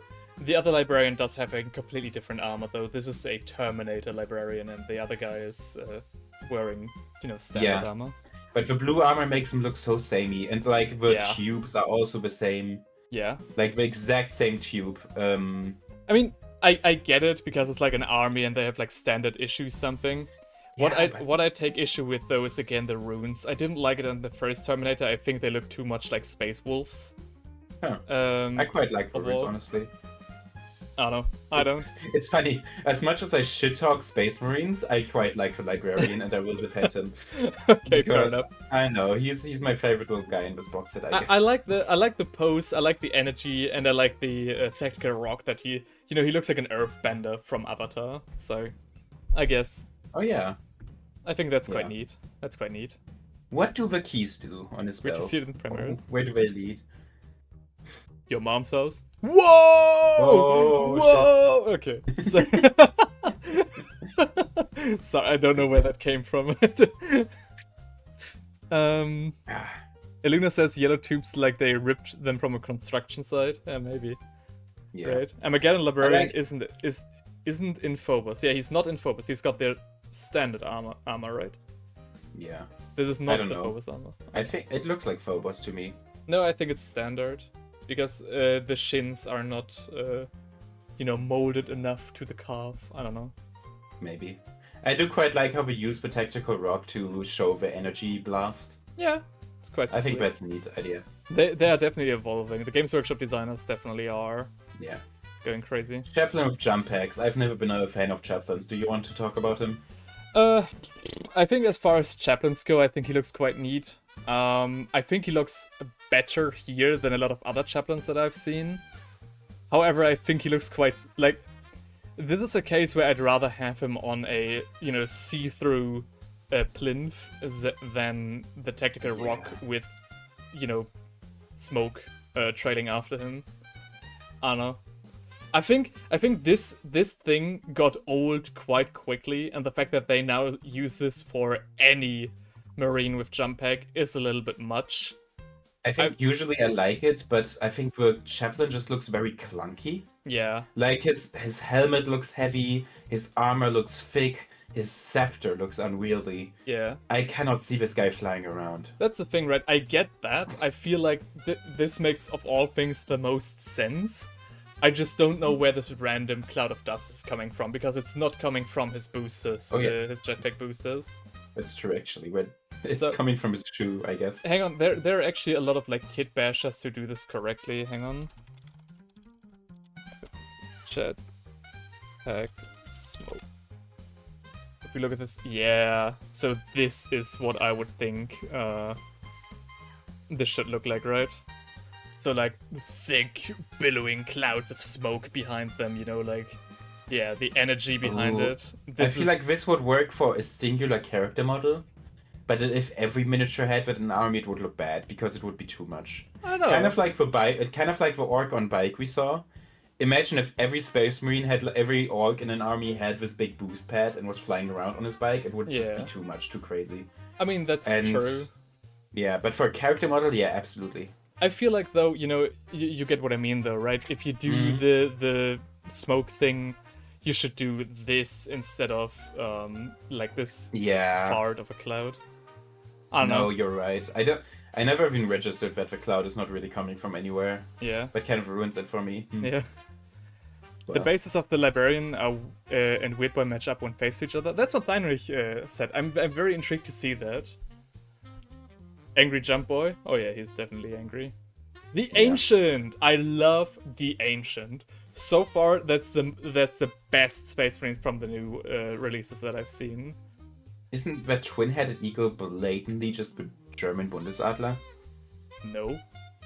What? Oh, you mean the Holy Roman Empire? Yeah. Like the shape. It's a little bit in the style of our Fette Henne, yeah. Yeah, exactly. Well, it's our Fette Henne. Let's go! We made it. I like how his banner costs $5. What? Above. What do you mean? If you look above the heads of the eagle. I like price tag on it. I like the Space Marine Ancient quite a lot. I like his chest plate, the fact that he has got this laurel, the laurels on there. I like everything about him, his pose, very dynamic with the standard, not just sticking it in the ground, but holding it up. Very cool. Yeah. And the banner itself is modeled and painted in a very classic like old school 40k kind of vibe. I like it. Okay. Ooh, but hold on. Mm-hmm. Do you think this guy has a female face? Ooh. Let's have a look. Let's investigate. I don't see it. I mean, No. Not really. Not really. I mean, it could be like a... I don't know, I don't want to... It could be, yeah, I guess, but I don't think so. It's fun seeing another chapter getting shown up. I was tired of the blue. Oh yeah, definitely. Like, the Armageddon Marines fucking rock. I like it. I love the old lore about chaplains. As the extreme anger that became unstoppable machines, the new like stat. Oh, okay, don't know. I think Ultramarines look a bit better aesthetically than Blood Angels, but yeah, I'm glad it's a box set without Ultramarines. Yeah. It was long overdue. And they should do it for every edition, but they have like a different Space Marine color there. And I feel like the red just complements the orcs a lot better, like on the battlefield. Like Marines in red look better than Marines in blue. That's true. Okay, great miniature. Okay. Intercessor squad. Let's go. Dude. You are telling me we are getting more intercessors? Fuck yeah. Fuck yeah. I've been waiting. Yes. You're telling me that these are miniatures that haven't been released yet? Yeah, they're completely new. Don't you get it? Hang on. Like, one of them has an old helmet, I get it, but... Only one of them? Only one of them. Okay. One of them has an old helmet. I do see a couple, but yeah, I thought they'd at least have, like, the entire squad wearing these Mark 7 helmets. Yeah, that is so funky. What are you They kidding probably me? have an option for all of them to have an old helmet, right? I do finally get what the memes were saying, that the Space Marines were cooked up in the evening before the box release. Like, the box reveal, rather. Let's take an old miniature and we give him, like, a slightly different talisman or whatever. Yeah, that's the only differentiating factor, really. I mean, some of the guys are actually wearing, like, you know, fuller, let's say Mark 7 armors, right?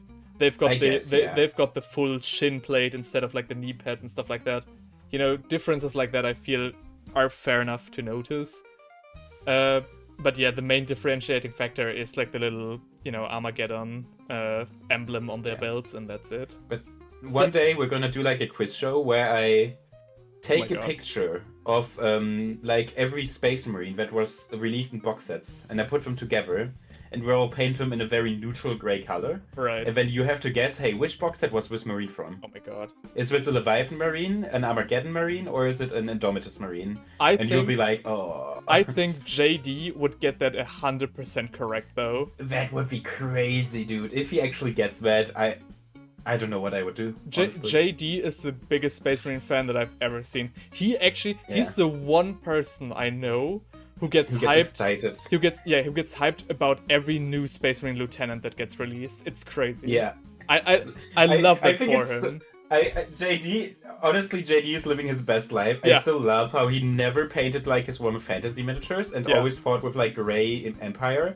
And when we got into 40k, and how he instantly became like the best painter of a group. Yeah. Instantly. And he painted his first Space Marine and locked in for the rest of his life. Completely. And he never deviated from the course. He got some orcs, based one of them, and then was like, no, these guys are not for me. Yeah. And he got Custodes, and now he's like, no, Custodes, I'm not playing those anymore. Yeah. Right now he has a Chaos phase, but who knows how long that will last. Yeah. So, yeah, JD, he 100% got this box set. There's no way. Yeah. That would be... Okay, we have to do this quiz now at some point. Yeah, at some point, I'm gonna definitely. Do it. Holy Inferno says it's to make them look firstborn. Yeah, I 100% get that. I guess it goes with the aesthetic. And I do think, you know, if we're being really, like, close... If you were watching really close... Though. They are Primaris. I mean, I guess it's about the aesthetic, right? Okay, hey, like Games Workshop says, okay, guys, we're giving you guys a box set that's pretty much the same as a second edition box set, but cooler, like fresher. But like to celebrate this nostalgia, we're giving these guys Mark 7 armor for absolutely no reason. It makes pretty much no sense why they would have the armor parts of an inferior, older armor, right? Yeah, but I don't know. Also, like, this shoulder plate doesn't have a rim. I don't know. I feel it's fair enough. I guess as far as intercessors go, this box has a lot more variety than your average Space Marine squad. But that's about it. Ultimately, it's just an intercessor. And nothing else. Yeah. Moving on. But still, honestly, at this point, like, the Space Marines, maybe it really is just the red color, but so far I haven't been upset about how boring they are. Yeah. Like I've been with other Space Marine releases. I've been like, 100%. whatever. If Games Workshop released more Space Marines, like if they were like, okay, we're giving you guys basically the same miniature but like a different paint job, like we present them with a different paint job, I guess like talking about these miniatures would be a little bit more engaging. Yeah. I think there have been Space Marine releases where I've just been so tired, and for these ones You've not only been tired, you've been actively annoyed. Like I definitely remember those.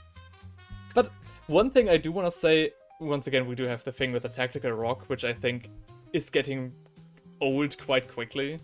I don't know. Apart from that, I do feel like these jetpack boys, like the Vanguard veterans with jump pack, do look quite nice as miniatures. And I also want to say that I'm surprised how well you can depict these guys as like gaudy blood angels without having many details on the armor, right? Like you don't need to sculpt like insane details on the armor. You can just paint the rims gold and the helmet in gold, and that actually carries these paint jobs a long way. That's quite That's cool. true. You could paint these as anything. They're not specific Marines. I like that a lot. Yeah. You know what I wish? With like jump packs and a sword, you could do so much. You could do so many poses. You could do, Super Smash Brothers, Link, down AA. Right. Why have they never made a Space Marine that hits that pose? Yeah. I do feel I feel like I'm right there with you in terms like with the swords you could. Or like Ike's up B. Release a Space Marine with a jump pack that's doing Ike's up B from Super Smash Brothers. Okay. That's too niche for me. I don't know. the move that everyone likes spamming because he flies up and then he swings the sword back down. Oh yeah, of course. Yeah, okay. Yeah. Hang on, I do remember that one. Yeah. And release 3 Space Marine miniatures who are just doing that move. One of them goes up, one of them goes down, one of them crashes on the floor or something. Fair enough. I get it. It would look so cool. I would be like, dang, what? But no. Well, in terms of the Marines itself, though, I do feel it's quite nice. It's quite decent. They look cool. I do like the small details here and there. They're not overdoing it. They're definitely keeping the whole sculpt ambiguous for any faction. But at the same time, it's also not that special. And I feel like the reason we're even talking about them still is the fact that they are red and we feel like there's more to them, right? Yeah. Okay, no... If they were blue, I don't know what I would be talking about right now. Yeah. I don't know what I would be saying. New Eradicator squad with heavy bolters. I don't know why their helmet is blue. These actually look pretty new. And I like the aesthetic of like the heavier armor with a big shin plate, I guess. Yeah. Shin. I'm 100% with you. I like these miniatures quite a lot. What I find a little bit unfortunate though is that the heavy bolter of these guys doesn't look as heavy as the heavy bolter from the Heroes of the Chapter. No, was it Heroes of the Chapter? No. Company Heroes. There we go. Hang on. There we go. Like this heavy bolter here in the middle, like the steel plate in front of that. I feel like this does so much heavy lifting. It's kind of, I don't know. It's a little bit of a missed opportunity to not see that with the other guys. Yeah. And one more thing that I've also heard people say is that some Space Marine players are saying that these weapons would make a little bit more sense or would look cooler if they were belt-fed instead of magazine-fed. You're absolutely right, 100%. If they had like a little backpack with an ammo belt or something, that would be sick. Yeah, like the plasma gunners that I built for Christmas. Yeah. Ooh, but now that I think about it, it is actually pretty cool how the guy in the middle is clearly, he got interrupted while reloading. His magazine is lying on the ground and he just has his pistol out. I saw that while I was talking about it, and I was thinking to myself, that is the one saving grace here. But yeah, that's I think I think these are cool miniatures. I like them. They look a bit stumpy. They look like Legions of Wotan. Yeah. You know? I mean, the thick And you're balls. right, I don't know why the helmets are blue. I think... I'm not an expert on Blood Angel heraldry, so I can't comment on that. I think it's funny how clearly they got the Space Marine Ultramarine painter for the helmets. Yeah. And he just did the thing he always does. It's like the same, like even here on these guys, they have like the blue shin plate. It's like if they release a Space Marine without at least a little bit of blue on him, Games Workshop headquarters just explodes. It can't be. Yeah. Well, the next miniature doesn't have any blue on it. Durin says, I don't even play orcs, but I want those guys as complementary to my Speed Freaks board game box. Oh, okay. Yeah, I mean, that makes sense. Definitely buying this miniature doesn't have any blue on it. What do we do? I guess we just shut off the stream. It's been nice, guys. Shit. See ya. Yeah, unfortunate. But no, yeah, okay, the land speeder, a new land speeder, I'm pretty sure. Quite nice. I feel like a longer chassis. I feel like the old land speeder, as, nice as the old one was, it's quite good to see that miniature refreshed, I guess. Yeah. I mean, it's interesting how last time I thought about flying bases, I specifically noticed, like, okay, the tanks still use transparent little sticks to fly, right? It's only the miniatures that use tactical rocks, but now the land speeder also gets the tactical rock and smoke. Yeah, so, but the tactical rock and smoke, like, where's this cloud coming from again? It doesn't no really idea. make sense. Maybe there's an an exhaust port we're not seeing or something. Yeah, but I feel like this is like the best example of how forced this actually looks. I feel like this could have been just as cool with either just the rock, just extended, or just like a transparent plinth. Or they could have done the bike trick they did for the the orc biker. Yeah, but like downwards. Wouldn't that have been insane? Yo, that would have gone so hard. That would have been crazy, but no, only the orcs get to have fun stuff. Yeah, you're right. Space Marines need to be, I don't know. I feel like the land speeder is a little bit, unremarkable. I guess it's nice to have a new model. I'm sure it'll have a difference on how the miniature is put together and built. Durin says it well, damn, still looking like a bumpy car. I mean, you can't deviate too much, right? The spoiler is quite nice. Yeah. And these guys have different helmets, design-wise. I don't know. I think the two guys look so similar. I imagine them, like, nodding their head in unison while they're listening to Barbie Girl on the radio or something. Yeah. They're cruising around. Cool. I don't know. They're listening to Cool for the Summer, punk version. They're just having fun right now. They're not really fighting. Oh shit. Yeah, I feel like they could have done a lot with Land Speeder. They decided to do nothing instead just updated it. And do you want to take a closer look at the Space Marines, or did you have your fill? I would like to see where their stupid smoke comes from. No, you've intrigued me. Okay. Oh, it's just his shoe.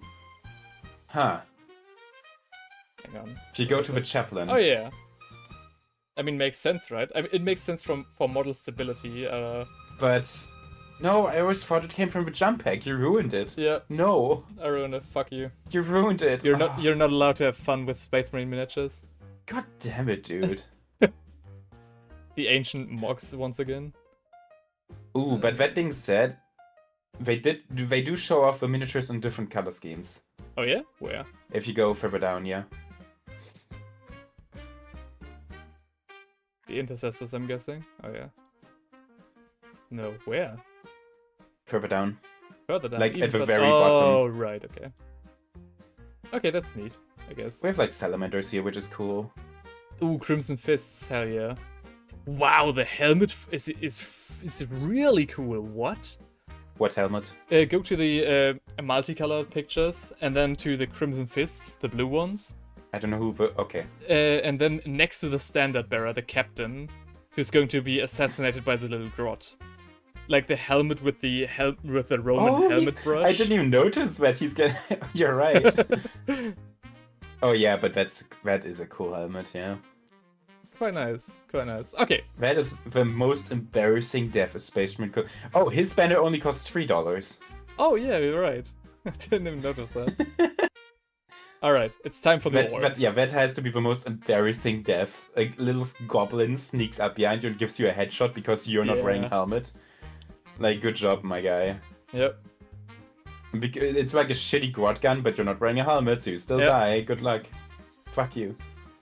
Let's go. But yeah. Now we're going... We're getting to the interesting part. War boss. I think hazard stripes actually work for the orcs aesthetically. Yeah, I don't know. 100%. With Space Marines, it can be a bit silly, but on orcs, yeah, they would have hazard stripes everywhere. There's Matt probably says, some religious meaning to it. Matt says the orcs have quite small hands, and now that he says Oh my god. I kind of see it too, yeah. Holy shit, what? I'm noticing the fucking effort on the muscles, though. Yeah, the muscles are What? crazy. That shit is crazy. Broad shoulders and Dude. chest. Yeah. He has cartoon proportions, I like it. I think orcs should have weird cartoonish Yeah. proportions. 100%. I like him. I do like the chain axe, I do like the chain bayonet that he has. Honestly, imagine if they made his head smaller. Imagine if they gave him kingpin proportions. Yeah. How fun would that be? Do I have the picture still here somewhere? Yeah, but Wait, there we go. that would be hilarious. Maybe I could try to give him like a goblin head or something. Like you did with Krokar. Was Yeah. it Krokar? No, I don't know. Kraka? No. The guy Who? on Carnosaur. The where you only had the skin. Oh, the and gave him, muscular like, skin. Yeah, Yeah, you're yeah. right. Do I still have that? 100%. I'm pretty sure Okay. I gave it back to you. Yeah. I think But they're yeah, cool. pushing. Durin says I think they're pushing the models to have more realistic proportions. I guess, This orc definitely doesn't, but but yeah. he's got quite like very cool muscles, and I like he does have a very retro aesthetic, a retro vibe about him. Yeah. I'm thinking about, my color scheme for my orcs. The American flag on the back would kind of Oh. go hard, right? That would go very hard, yeah. Or Sure. should it be the American flag or should it be something else? Because when his armor is already like flag themed, maybe the actual flag should be something different. Like a dollar sign, Oh, like a dollar bill. maybe. Or like, since the gag is kind of going to be that low-ranking orcs have more red skin, while the more high-ranking orcs have orange skin. Right. Maybe you could have like a Make America, like Ooh, yeah, like, Morka. yeah, Morka. make Orc Maker a real Crumpin again. Nice. I don't know. The Orc Americans, I feel like Yeah. I want to expand them. They have a cool color scheme. I still found that it was so witty of you to say that because they have different skin color than the than the other orcs. They're looking for the green land where they're going to be green. That was so good. They seek to invade Greenland, which is the Yeah. joke already aged so hard because But still, quite nice. What? What? Look at the next one. Yeah, big look at the boss? tiny squig on the base. Holy shit! That is the smallest squig I've ever seen in my life. What? Wow. No eyes, nothing. That is a little fetus of a squig. Hello? What's with the little guys on bases today? Yeah. Very nice. Okay, so this is the enforcer, the commissar, basically. I like the chaos vibe that his axe has. His axe is in Oh, yeah. surprisingly good shape. Holy shit. His axe absolutely is like, this is a fantasy miniature almost. And like again, the blade doesn't have many nicks or anything. It's like Yeah. surprisingly in good condition. It has one cable. Oh. It is an electrical axe, so it has a cable going into it. And the lightning is probably supposed to be it being electrical. Yes. Very nice. Like the details, like the beaky helmet that he has on his belt. Quite nice. Yeah. A very decent orc. And then we go to the banner knob. Fuck yeah. Banner knob. Yeah, honestly, This guy looks Huh. amazing. you really have a thing for the banner guys, huh? Again, Oh, the I tiny love squig banners. on the base. What? Oh. Oh, yeah. This time he's sitting down. Yeah, it's like a crab. Yeah, you're right. Very cool. Again, the axe is in surprising good condition. And I like all Another the... electrical axe. Yeah. But yeah, very cool banner. All the smaller clans that are under the banner of the big boss. That's cool. Yeah, that's Uh, true. Durin says, I love orcs mainly because they kept their comic air through the storm of Games Workshop trying to make the Warhammer more serious. I mean, fair. The best lore have the Flash Kits. Hope to see them renewed models soon. And the flash gets like the rich ones with money? Yeah, the yellow ones, right? Yeah. Oh no. I'm just happy to see the Armageddon guys. And I feel like the banner is very cool. Once again, the... Oh!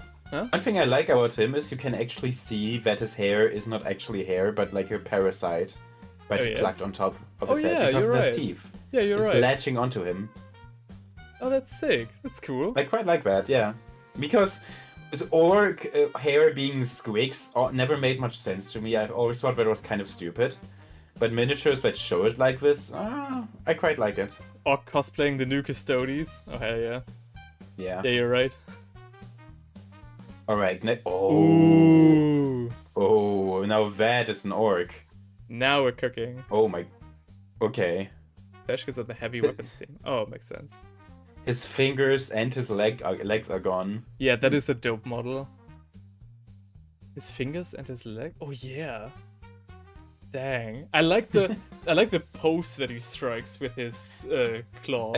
I like how he clearly lost his entire arm at some point, but he stapled it back on. Oh yeah? Oh yeah, you're right. He didn't give a shit. Yeah. Also, like, oh my god, the cable, his stupid cable going to his gun is so broken and dirty and rancid.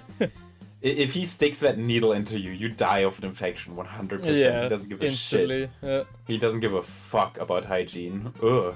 Definitely using this guy as my apothecary for Battle Beast, I guess. Battle Beast? Battle Beast? Nee, BB. What's BB?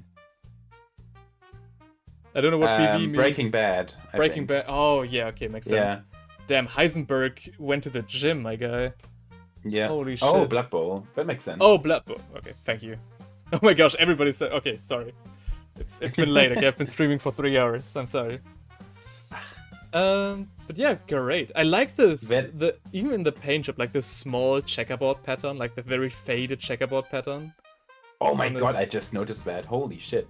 Insane. That is really, really good. Cool craftsmanship right here. And the goblin is very cute too. I like how the goblin is not modified like the guy is, because presumably when a goblin gets hurt, he just doesn't give a fuck. Yeah. No need to operate on that. Oh yeah, 100%. Just let it die, little bro. Just get a new one. You know? Price Not Rice says, oh, I didn't even notice the pattern. Well, that's why you watch me, don't you? Expert ball knowledge. I'll point out everything. Would you be able to paint a pattern like this? Like a super faded pattern? Or... Whoa. Well, not that good looking. And I'd probably have to have like several tries. There's no way. But you should probably try. I think that would also make for a really fun video. Maybe, yeah. Maybe. Yeah. Holy Inferno says, nah, he believes it works, and tells you if you don't believe you will die. Oh yeah, of course! He's using I don't know, orc I'm not a big fan of like the... I think the orc reality warping thing works better when it's a bit subtle, you know? Yeah. And if it's just, oh, he believes it so it happens, it's too much. You know, yeah, of course. Yeah. Durin says he had to bleach it so many times he lost the pattern, lol. Yeah, I'm guessing that's what they were going for here as well. I thought it was just sunburned from all the Armageddon air, because the if you look at the banner knob, the banner knob also has like a very faded checkboard pattern. Yeah, maybe. Checkerboard pattern. Maybe you're right with that, yeah. Price Not Right says, I need these expert opinions and holy knowledge. Oh, hell yeah. Yeah. That's what we're here for. The weird boy. Oh, sorry. Ooh. Matt forgot something today. Well, it's still Sunday. You still have time. Unless it's something you have to buy, because the stores are closed. Well, it's Sunday anyways. He couldn't buy it, exactly. right? Jan Warhammer? Hell yeah. Oh my gosh. Oh, sorry. The weird boy. Fuck yeah. Where do we plug this guy in? What's the idea here? Matt has just... Oh. Is that the thing that you forgot, Matt? Joke's on you. Well, he did buy something after all, huh? Matt. Thank you very much. I highly appreciate it. I feel so bad of you, you know, gifting memberships. Because I can't... Going to random people. Yeah, like, you know, going to random people, but they don't have anything from that, because I don't provide any content for memberships. Thank you very much, though. I highly appreciate it. Yeah. Okay, so one thing I want to point out about the Orc. Yes. I love how the Librarian has the same staff, but with a human skull. Ooh. Basically. And now this Orc guy uses, he has the same staff as the human Psyker, but instead of a human skull, he uses an Orc skull. Yeah, you're right. And it's obviously more crude. But that's so funny. It even has, like, the staff ending. He copied it, he plagiarized it. I like this guy a whole lot. Like the effect of the cables just whirring around him as he's casting. I can really imagine them just slumping back down once the spell is cast. How the fuck did they paint his eye? Yeah, right? Insane stuff. Bro. Heavy Metal 3 just flexing at this point. They really went all out with the, alright, we're not going to, nobody can copy our style anyways. There's so many videos of YouTubers saying, hey, don't paint like Heavy Metal. And it really seems like Heavy Metal is now just going all in. Just like, okay, nobody can copy us anyway. Let's make it as cool as possible. We need to prove that we still, deserve to have jobs here. Yeah. Price Not Right says I need whatever drugs he's on. Yeah, this guy's hearing colors right now. But where do you plug him in, though? What's the idea? Do you plug him into a wall, a spaceship? Oh no, dude. Do you charge him? He's just going crazy. He's just going wild. He does it for the love of the game. He's plugged into the Wa energy. I would love to see this guy together with the Librarian, though. I haven't seen that so far. Yeah, I can't quite imagine that. I'm gonna have to see if I find a... Don't forget your power bank nor your weird boy. I guess so. He's wireless charging. Imagine if they actually released merch of this model, but you can plug your smartphone in it. Oh, that would be so cool, yeah. That would be funny, yeah. This guy's like a multi-plug USB adapter. Alright. And then we go to the boys. Give me a second, I'm gonna try to find the picture that we're talking about. Yeah, please. The diorama thing that they mentioned. Speaking of the boys, have you guys seen the series? I heard the finale was great. I heard it was okay, I guess, yeah. I heard the finale fucking sucked, it was sarcasm. Haven't seen the final episode yet? Okay, then I will not spoil you anything. Just got home from a 10-day trip. Did it suck? I feel like people are just disappointed in the boys in general. Because it kind of dropped off, Yeah, well, I'm not trying to spoil anything for Price Not Right. I'm just saying, the criticism for the finale, I think, is a little bit... It's as understandable as it is misplaced a little bit. Like, some criticism just tells you that the people did not understand the story, nor the characters a little bit. But most of the criticism is very well deserved. I don't know. I hope you have fun though, Price Not Right. I'm not trying to, influence or shit talk your series. I have plenty of hobbies, says Matt. I don't watch any series. Well, me neither. I only watch the boys via YouTube Shorts. I love how much character each one has, and especially love the retro wool-fitted hat for the top left guy. Ooh, yeah. Do we have close-ups of these? I see one picture here, but god damn, show me more, please. Oh. Let's go. GW, please, just... I think these boys are quite fun as well. Oh, did you find it? Okay, one... more or less, I guess. So, Price Not Right says, nah, I enjoy things I enjoy. I don't really base my opinions on others. Other than your amazing opinions and knowledge of Warhammer. Oh, thank you very much. I mean, one of the pictures here, that's an edited one, so obviously it looks a bit better than... Oh, right. It's just a thumbnail picture, obviously, but here you can see the idea of the bosses, at least. Okay, ooh. Which, you get how that's a duel scene, right? I think it makes sense. Yeah. And then... The elevation. Where's the librarian one? Put him on the rock, though. Please, just show me, please. Right. Yeah. That's nice. Oh, it even works on a flat plane. That's cool. Wow, damn, that orc is massive, though. Holy shit. Yeah, I know, right? I mean, makes sense, right? I like how we lean into my orcs being big. Yeah, I That's, like that as well. that's a good thing. I can't find the librarian versus Oh, there it is. Oh, There it is. No, there's a hand in the way in this screenshot. Can you get your fucking hand out of the way, my guy? Please. Okay, whatever. It's this basically. Okay. Oh yeah, now I see it. Yeah. Okay. I guess there's also no. Get your hand out of your way. Oh my god, bro. I want to take a screenshot. In every screenshot I can take, he has his fingers in the way. And then he moves it around a little bit, and then it's not the same anymore. Whatever, you get it. You get it. I get it. It's a little bit less impressive than I thought, to be honest. I mean, yeah, but as far as, you know, these duel scenes go, pretty nice. I appreciate the idea, at least. Yeah, I appreciate the idea as well. I'm intrigued because, you know, every release, every reveal is like the best that Warhammer has to offer, but simultaneously, usually it's also like the worst that it's ever gonna be, right? So with the next edition, it's going to be even better. So I hope they expand on this concept and get even cooler versions of this, right? That's true. That's true. If they eventually actually did a diorama for like the starter set, that would be so insane. Yeah. Damn, my hand on those misclicks. Oh, sorry. Matt says, I'm still waiting for a release on the biggest miniature for the Imperium, Ordo Exterminatus. Well, you can get that from just a Chinese, you know, Buller marked, right? Just get yourself a big Buller.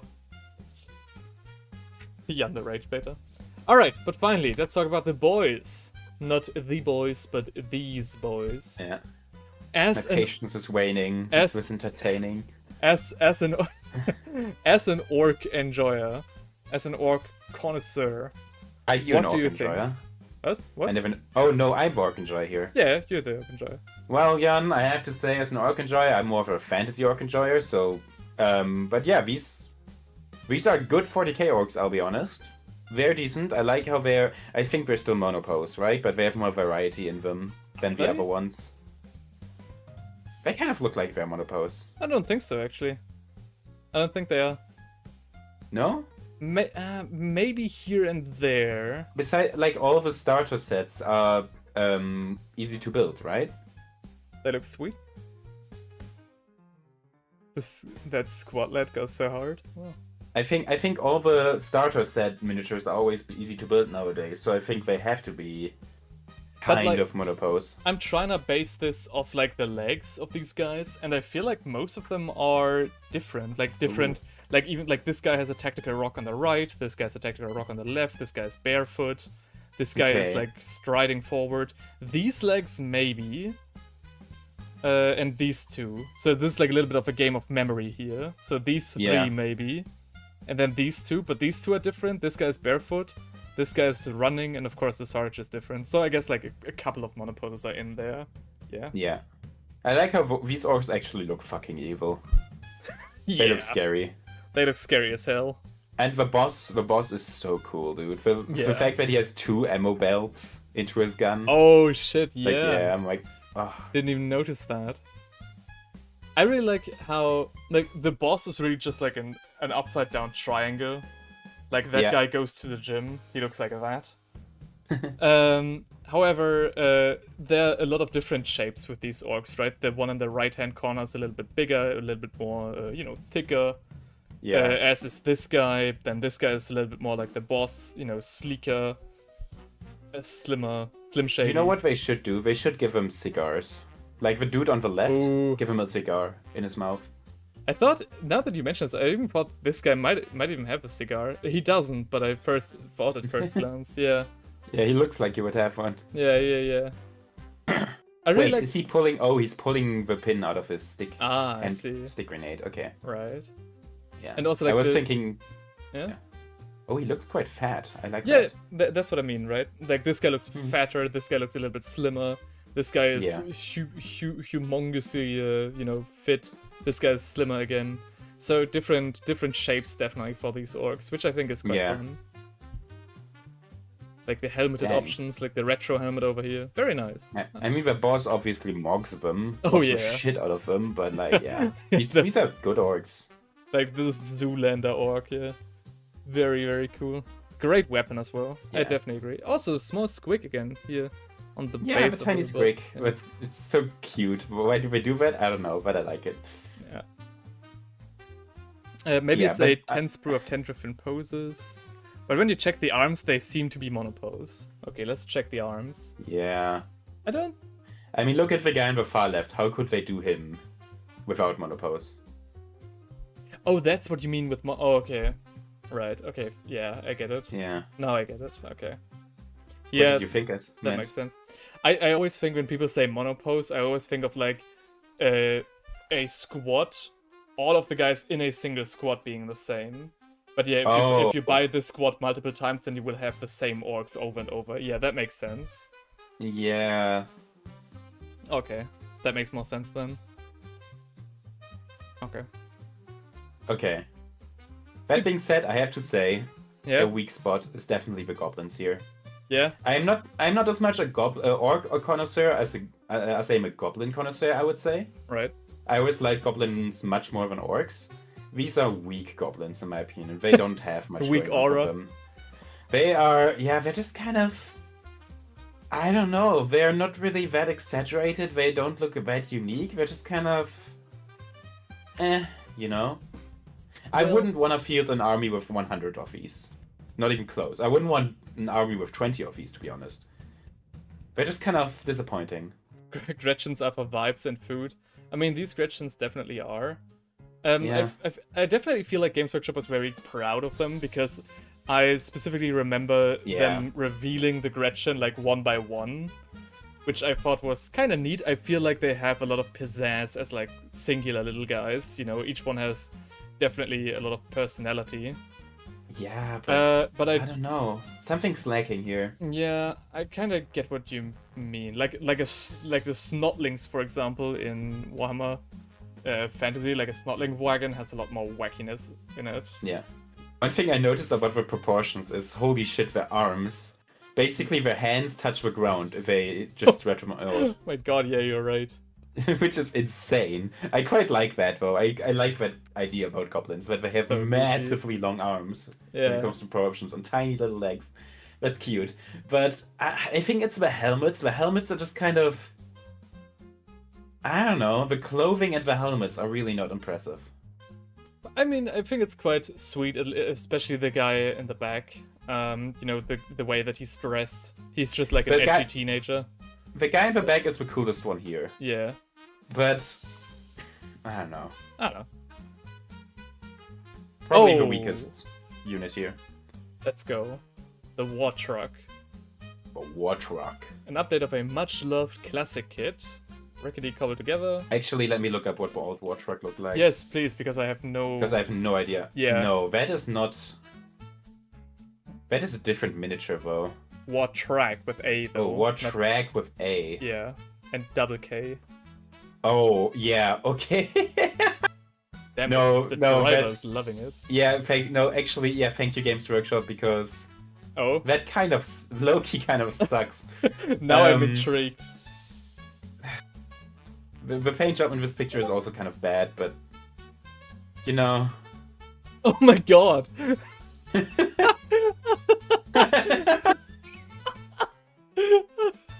You sounded so Wow. shocked there. This looks like a Playmobil playset. What the fuck? I love her. Oh my god, you sounded so terrified. Yeah. Wow. Like, this guy in comparison, I want one, yeah, really. The old War Truck is amazing. Holy shit.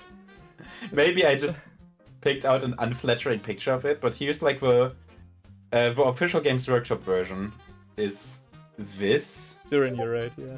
and like it's still not very impressive, to be honest. Wow.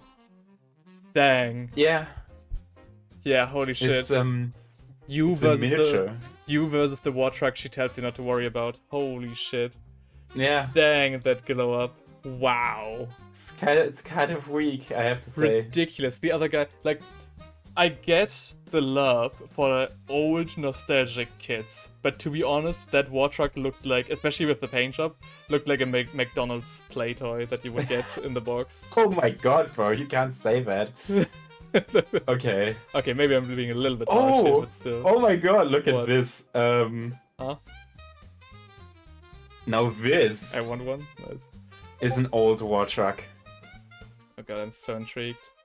The Ork has a Hell fucking yeah. spiky helmet. That's how What? you know it's. But this one looks better somehow. Or am I crazy? Yeah, I for know, saying that? right? I don't know. What? It's probably the campaign scheme. Bro, is it the same? Yeah, it's the same miniature. Okay. No, I don't Okay. think it is. No, I do think it is. Oh, but why does he have a Yeah. helmet? Huh. Van, this is an ancient miniature. Yeah. Damn. Oh my god. This looks like tin. In that case, it's fair enough. Yeah, but then they upgraded it, and yeah, this is a massive fucking Wow. glow up. Holy shit. This is like Whoa. this is like the fantasy version of the Hogs. You know, the Hog Riders. Hog Riders. Yeah. You know, the Age of Sigmar versus the old fantasy ones. Yeah. Yeah. Oh. Holy shit. I like how the driver looks like he's having fun. I Oh, like how the front yeah. of the bike looks like a Cyclops almost. Yes. This This guy. is so cool. This guy loves his job. Dang. Surprised they didn't paint it red, but apart from that, I mean, they get it for the silhouette, right? Yeah. I have a Very question. interesting. Yeah. They put a Space Marine helmet on a spike, right? Yeah. But it's like a wooden spike. How do you just get a fucking wooden spike through a Space Marine helmet? I mean, maybe they drilled it. They pre-drilled it, maybe, or shot through it. Maybe that's like the exit Oh. way. Okay, Yeah. probably, yeah. Maybe. Like the idea of an orc trying to put a wooden spike through a Space Marine helmet is very funny to me. he thinks just that's one of the make-believe orc things, right? Yeah, He yeah. thinks Space Marine armor is weak, and that's why he just push through it. Now that he's been defeated, his armor is useless. I have 2 savage orcs on war boars. It's orc. When you believe enough, everything is possible. Yeah, I mean, the classic one, right? It's not wood, it's weirdly grown mushrooms. It's the answer I got. Oh, interesting. Okay. It's what? Weirdly grown mushrooms. Oh, I guess, yeah. I like the fact that this guy doesn't have a machine gun, but rather like a bunch of rockets, like random rockets that he's just firing off. I think that was an option for the old one too, but Right. yeah. I mean, I like the idea of like this guy shooting his ammunition and then just ripping or like leaving this piece be and just hacking with his axe like an old chariot. And honestly, I want to see a Mario Kart style Yeah, Warhammer yeah. racing game. I know there's a Warhammer racing game with Yeah. Speed Freaks. Yes. I don't like how it's only orcs though. Yeah. I always wanted to see a Warhammer racing game where it's every faction, and you know, the Space Marine get the little Mario Kart buggy, the orcs get all their shit, the Drukari get the pirate ship and all that, and then you race around. I think that would be so much fun, and the orcs obviously would be getting something like this. Yeah. I mean, Yeah. I mean that idea would be kind of fun, right? Yeah. Especially like with the idea of like Mario Kart having you like take out your enemies with like shells and something, and in Yeah. that game you could gain like ammunitions for your weapons or something. Exactly. You get like ammunition from the item boxes and like boost things. The And you could do a bunch of different gimmicks. For example, the Astra Militarum doesn't use a tank, but instead like a sentinel or something. yeah, very speedy sentinel. Or Yeah. like instead of like the blue shell, you have just like a land strike from orbit. The Tyranids are just on foot. Yeah, they just run. But then they Yeah. can tunnel, you know, they're like Ooh, no, certain this- areas where they can take shortcuts. The Tyranids have a Calamorph riding on them, like a cowboy, Yeah. and that's how they use items. I mean, that's a fun idea. A fun idea for Yeah. a fun miniature. This is great. I like it. Yeah, but I like it very much. But this is really cool. This is a massive upgrade Yeah. for a very old miniature.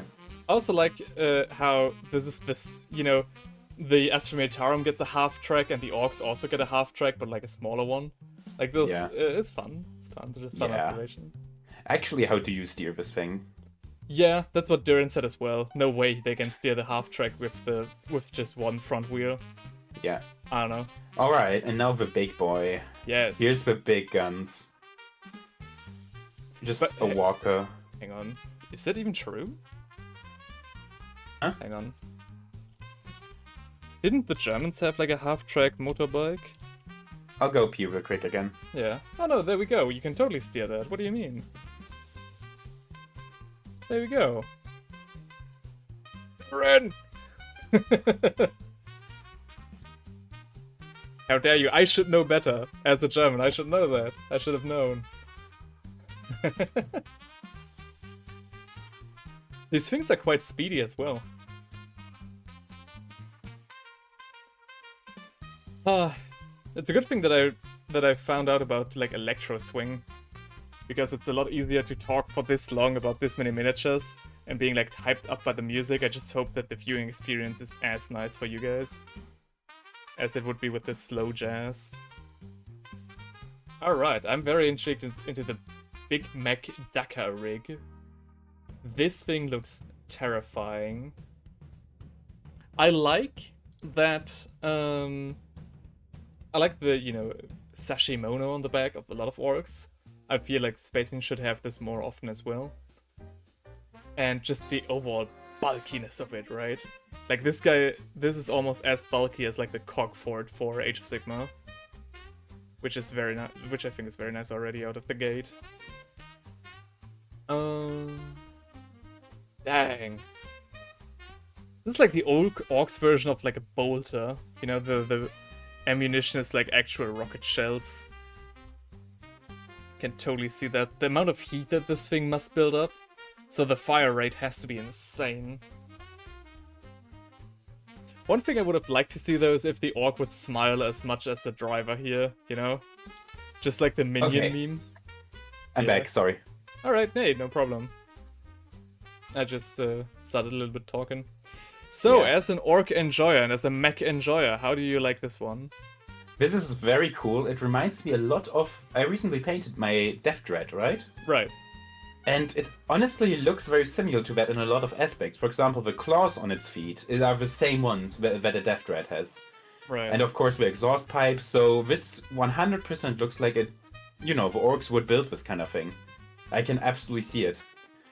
And of course they would build just a big-ass gun on top of a walker and put a bunch of rockets on there. Yeah. It's very in character. I could see it being like a mini-boss in a video game. The Orcs are Space Marine 3 will have Orcs as enemies again, and this will be like a mini-boss at a stage or something. The Orcs are definitely bringing as much firepower to the table as can be. I already just stated that, you know, you can see from the barrel how much heat this thing has to build up, but it's not a flamethrower, but a machine gun. So this has to have an insane Dakar rate, right? I mean, it's belt-fed, and there's just a big-ass drum in the thing. It's like, this is cool. The one thing that I... Hold on, I want to see more shots of it, actually. I'm gonna go on the Orc page for this. Okay. The one thing that I would have liked for this guy, though, but that's like a very nitpicky thing, is like the gunner looks a little bit too serious to my liking, right? If I had this big... Like, I would have loved for him to grin like the driver on the half-track. Yeah. Well, one thing that, once again, like, one thing I really liked about Warhammer Fantasy Orcs is how it wasn't just orcs, it was orcs and goblins and trolls. Yes. And this is the kind of thing that, in my opinion, should be have a goblin as a pilot. Right. This is something a goblin would be sitting in, not an orc, in my opinion. Or maybe like a goblin would love being in a big-ass walker with a big-ass gun. But I can't really see an orc piloting it as much, you know? Right. But that's just my opinion, as a goblin connoisseur specifically. As a goblin connoisseur specifically, right? Yeah. People will disagree with me but that has always been like my biggest complaint about Warhammer 40k's orcs, that the goblins kind of sucked. And now that Age of Sigmar has segregated the goblins from the orcs, those aren't great either. I mean, I do really like the Cruel Boys, not gonna lie, but... The Cruel Boys are cool, and they actually do mix up the goblins and orcs again. Yeah. But, you know, the Cruel Boys, the gimmick of them is that they're, you know, the serious orcs that don't have fun, but get shit done. Yeah. And it's not exactly what I'm looking for in an orc. The Cruel Boys are definitely a lot more classic goblins, like really just nightmare goblins. Yeah, they're like, what? The Cruel Boys are Urukai, basically. Yeah. Matt from Pressbook says, like a bunch of goblins fighting for a seat on who controls what. Yeah, I feel like if this guy would be like a little bit of a snotling war wagon, you could definitely have a lot more fun with this, I guess. Though I completely get, of course, in the 40k, you know, setting, having just a big orc man this thing. I just think the orcs as characters, as like infantry characters are a bit bland. If I fought orcs in, for example, a video game, every enemy would feel kind of sameish because Yeah. all orcs look the same and have a very similar personality and have the same voice. And if some orcs were just goblins instead, then I would be like, okay, now we fight a group of goblins with like a big ass gunner, and now we fight a group of brutish orcs again. And I would be like, yeah, I'm fighting a bunch of different guys. But right now it's just, yeah, we fight orc on gun, orc with axe, orc on big gun. And it's kind of like, yeah, sure. This actually makes me want to play Space Marine 1 again, you know, fighting orcs as a Space Marine. That was a very fun game. Yeah. Matt says, alright guys, see you next time. I'm tired and have a lovely, lovely evening. I mean, we're gonna be finished soon, I think, right? Those were the two big things we've revealed. Yeah, I'm gonna just skip it's through, see if I find anything else, and then we'll see. Yeah. Oh yeah, and that But yeah, was it for the orcs. In total, Armageddon is just... I think it's really cool. Yeah. I think it's a decent starter box. I think Leviathan was way cooler. I don't really have Indomitus in... I don't remember what Indomitus was like again. Indomitus was cool as well. You had like the bikers for the Space Marines, you had like a Dreadnought as well, I feel like. And you had on the Necron side, you had like the Walker, the World of the World things, the War of the World thing, the tripod, I think. Yeah. So you had some cool miniatures, though I think of all of these starter boxes, I feel like the combination of orcs and Space Marines is the most exciting out of all of them. And I feel like as a player, I would have a lot more fun, you know, playing the different, like both sides of this box set than I would have, for example, maybe with the Necrons or even the Tyranids. I get it. I think Indomitus just... I think Leviathan just had better miniatures. Right. Like, at least Tyranid-wise, the Tyranids and the Leviathan are peak. And I think Indomitus had more interesting Space Marines, now that I look at them again. Right. Oh yeah, hold on, let me look at Dark Imperium. To be fair though, oh yeah, Dark Imperium was the first Primaris one, right? Yeah. Yeah, okay. Dark Imperium. Okay, Dark Imperium was clearly an earlier box set like this, well, because it just didn't have as many big miniatures. Right. Yeah. Okay. Well, what I wanna hang on, I'm looking for the group shout because Price Not Right has actually posed a quite interesting question, I think. He asks, if you can change one unit from each of the two lineups, what would you change them with? Ooh, good question. Let me open the page again because I closed it. Thankfully, I have the I have the warm-up page always on a hotkey. Let's go to the Blood Angels. Why not? That is a... Let me just quickly familiarize myself again with this thing. Okay. Let's go back to Armageddon. In terms of the Space Marines... Obviously, I wish the orcs had the bike, the new biker, but I understand why they're not doing that. Yes. Did I zoom in or something? No. I think the weakest part of the orcs here is definitely the 10 Gretchen, especially when you have a box set with 20 orcs. And then you just add 10 goblins in there, what the fuck are they gonna do? Yeah. Right? Like, no one cares about the 10 goblins. I would replace the 10 goblins with something different. Maybe instead of infantry goblins, they're actually doing something interesting. I'm not sure what though. Press Not Right specifies that it could be a rework of an old forgotten unit if you'd like. Just something within reason.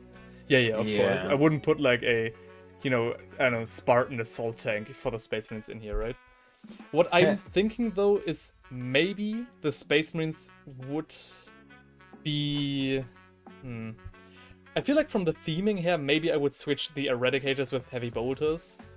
Or instead... I think you just randomly started speaking German for a second there. Oh yeah, really? I think von dem Theming her. Oh, from the theming. Okay, yeah, maybe I misspoke there. Yeah. Maybe I would change them out with the like Outriders or X-Cursors. Because I just like to have these bikers in there. However, Indomitus already did that. Okay, I think I know what I'm gonna say, but it's gonna sound a bit sacrilegious, honestly. Oh yeah? Um, Shoot. about the orcs, something Right. that bothers me is that it's... No, it's not speed freaks, right? Never mind. I feel like, Never mind, I don't remember. This is a good question, a really difficult one. For a second, I thought about killer cans, because killer cans, in my opinion, or killer bots, I guess. Oh, in my opinion, they definitely need an upgrade. Right. And if I could put them in there, they would probably replace. But unfortunately, they would probably have to replace the war track, and I don't know if that's worth it. Yeah. I think thematically it would make more sense, because when you have a big mech Dakar rig, and it's getting accompanied by a bunch of small killer bots, which would be thematic as hell. Yes. But at the same time, the war truck is so good, I don't know if I would like replace it. I think for orcs are honestly perfect right now. I would just keep them. I mean, the orcs already have something of everything as well, right? So, like, you Yeah. have your cannon fodder, you have your boys, you have a weird boy, a pain boy, 2 bosses, and a banner knob. So, character models are already, fully encompassed. I just think for orcs, I'm probably just gonna say I would rework the Gretchen that were more interesting and then put 20 of them in there instead of 10. I don't understand why you would put 10 Gretchen in a box with 20 orcs. What is that ratio? Yeah, I guess so. I don't know enough about the orcs to really comment on them. Give Gretchen like a better theming. Make the Gretchen... Give him something. Give him a theming. I don't know. Right. Sorry. No, it's okay. What? Yeah, I'm wondering, in terms of, like... The thing is, like, the Space Marines, like, these are 2 very balanced forces. Like, you have a speedy unit, you have a... the Space Marines already have the scouting jump units as well. They have their line infantry, they have their heavy ducker, which would be the mech on the orc side. They both have a banner carrier, they both have a bunch of character models. Well, I feel like I would like to replace the Eradicators with heavy bolters and do something else instead. The thing Maybe is, with another flying thing, because when you have a very flying themed force. yeah, but that might be too much though, right? The thing is with the Space Marine force is that it is very well rounded, right? You have your heavy support, you have your line infantry, you have your flyers, and you have your character models.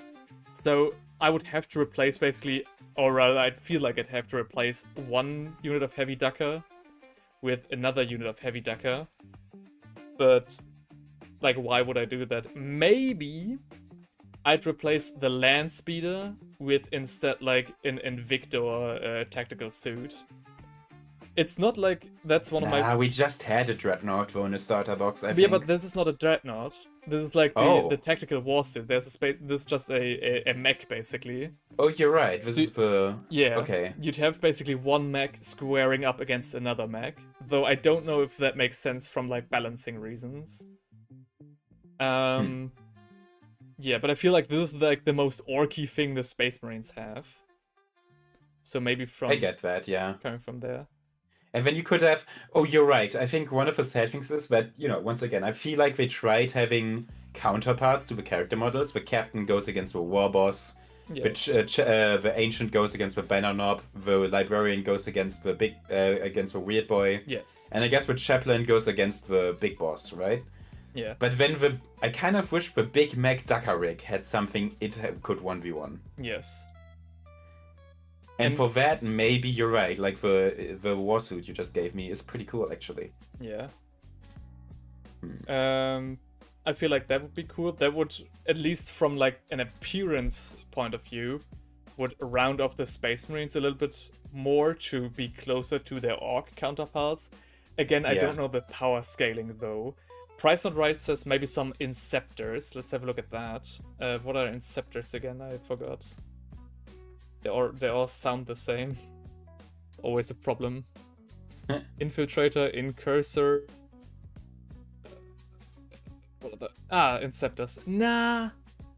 I wouldn't switch out the Vanguard for the Inceptors. And the reason for that is that they are Blood Angels. And I do see the Blood Angels going into melee a lot more than them having just plasma weapons, right? Yeah, also we got those in Dark Imperium, and I feel like... Oh, the Eradicators, you'd switch there. Yeah, but then again, you'd have too much flying. Maybe Aggressors, if you want to I think have... it would be cool if it was flying versus, well, would give it a bunch of theming. I think I know what I would change now, finally. Yeah. Instead of 20 boys, 10 Gretchen, it's 15 boys, 15 Gretchen. Okay. And the Gretchen specifically get like scout weapons, like sniper rifles and tactical like stealth weapons or something. So like Ratlings, basically. Yeah, kind of. I would do that. I mean, does that make sense though? Giving like that would place the Gretchen in more like an elite unit instead of like random cannon fodder, no? Well, you would replace 5 orcs with 5 Gretchen, so I think power level wise it would even out. No, I mean, and I just don't see the Gretchen. I don't see a big ass orc force just bringing 10 Gretchen, be like, yup, this is our cannon fodder, 10 guys. Yeah, but I mean, what I mean with this specialization is, why would you give a random ass Gretchen, like the lowest tier of orc? Why would you give that guy?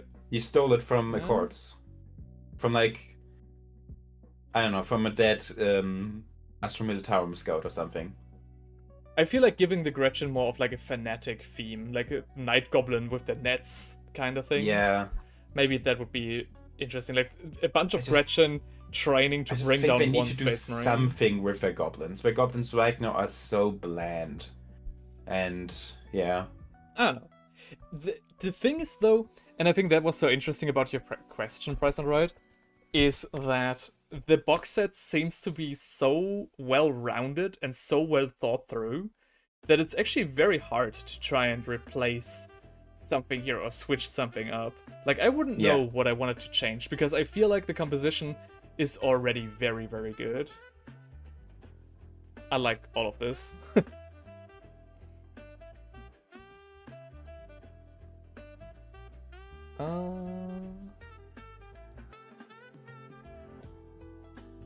Now I want to see... So we saw Ciaphas Cain. What else? Did we miss something? Did something get released and we didn't see? I think something did, yeah, but I don't remember what. Maybe from Grim. Present Rice says, yeah, it gives a good perspective on what Games Workshop's thoughts process was, I guess. Oh yeah, Mechanicus 2, but yeah, we won't talk about Mechanicus 2. We don't. Yeah, video games is not what we're talking about in these streams, right? We now have 30 minutes left to pre-order the Vostroyans. Yeah, the Vostroyans, actually. I think they're interesting, but I mean, they're ancient, but it's interesting because I remember being interested in Vostroyans at some point. Yes, I remember that very much. And I thought, like, how would I kit bash them specifically? Made to order. So we've got, 1 day, actually. The thing is, wow, it's in dollars. Hang on, I need to change that right away. It's like $150 for the big set. Yeah. The thing is, yeah, I don't know what the thing is, honestly. I like the Vostroyans I remember much. I remember wanting to like kit bash Vostroyans, and then I was like, how would I even do that? That's impossible, and I would need like 100 of them. Yeah. And then it didn't, but yeah. I love Vostroyans. I even for a split second played around with the idea of getting myself this commando corps, because just to have them basically, but honestly that's just sickening greed and vanity. There's no way I'd find time to paint them, and I've got so many other miniatures. Tin models, right? Yeah, like it's so, I don't know. It's sickening greed. I like that. Yeah, it is sickening greed, right? Yeah. I need to paint again. I don't need to order more miniatures. I'm quite good. Also, I think if I wanted to collect Vostroyans for whatever reason, I would just go on Etsy and get something 3D printed, right? Maybe that as well. I'm willing to bet there's someone who 3D prints an entire army for $100. Sure. Oh, I know something we haven't talked about yet. Oh? The Defiler. Defiler? Defiler. What's that? Okay.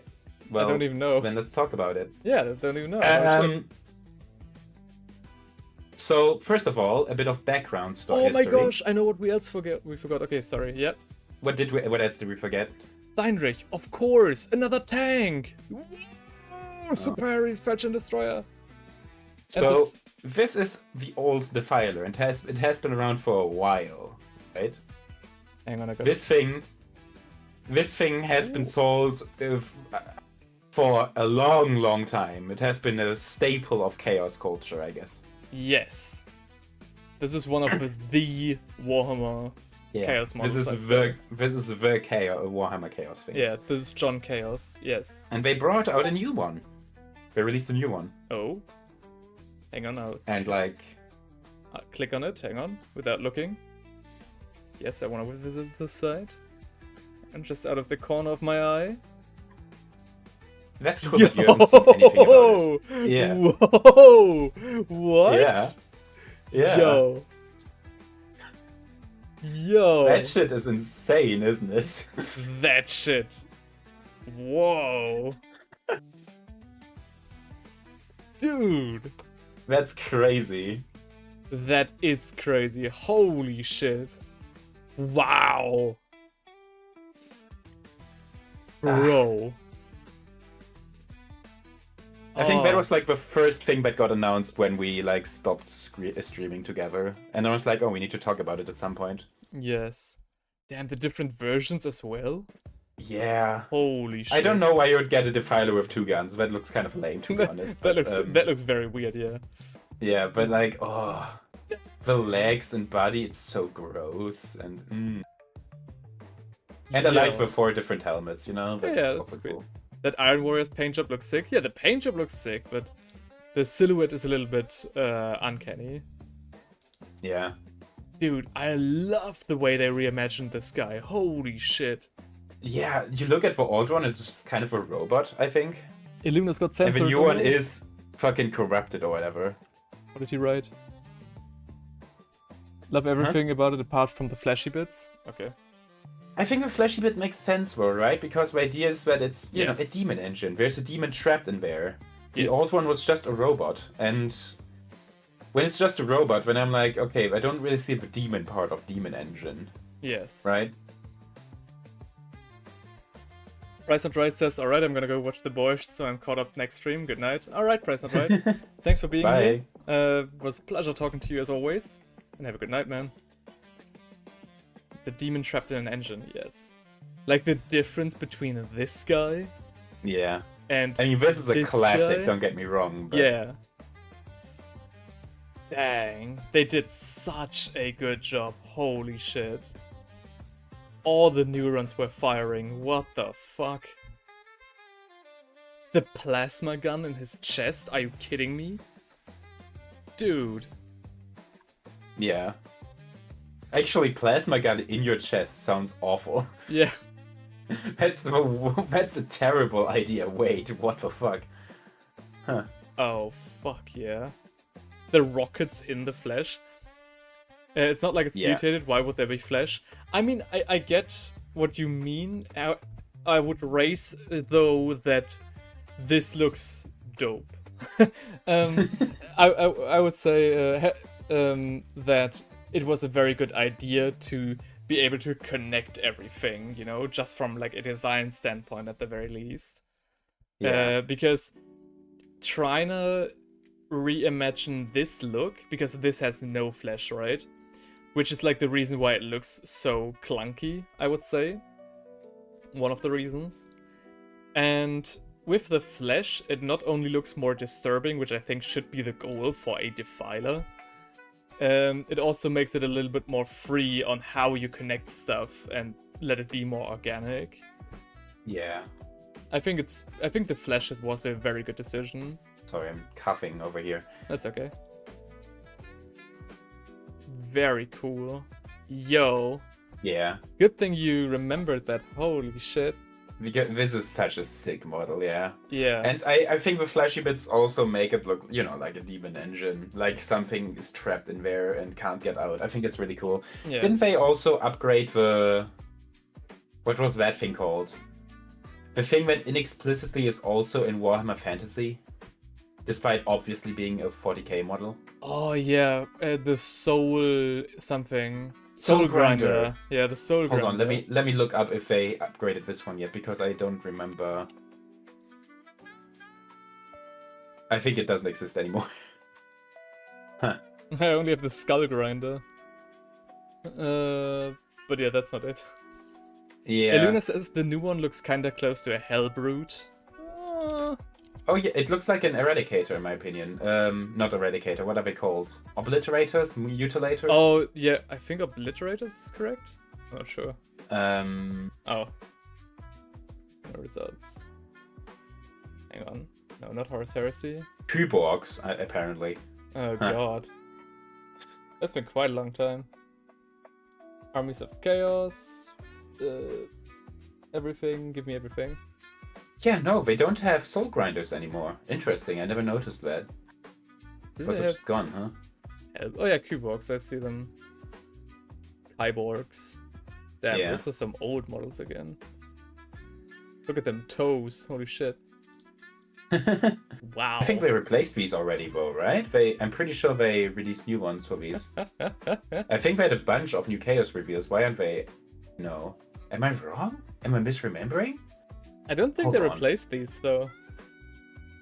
Hang on. I think they replaced something and people didn't like it for so. Oh, the new mutilators. Yeah. Where are they? Did Do you have see those already? No. Um. Hang on. Actually, before you look at them, look at the old ones first. Okay. I think Again? I've got them here in the shop, right? Mutilatoren. Yeah, but first of all, look at this. Okay. Okay. Oh, yes. I remember this picture. Yeah. Damn, this guy got mutilated alright. Holy Yeah, shit. this guy was certainly mutilated. I remember, like, in Lord of the Rings, in the first one, Bilbo said that he feels like butter. Oh, You know, stretched too thin over too much bread. Yeah. Yeah, right. This is that. Yeah. Hybrid is a different thing. Yeah, but right now we're just. But it looks, in my opinion, the new guys, the new what's it even called in English? What?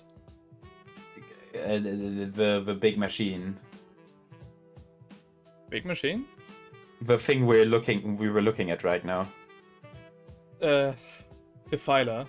Defiler, yeah. Yes. I think the Defiler has the aesthetic of a mutilators with the flesh poking out of the armor. I do. Yes, I do get it.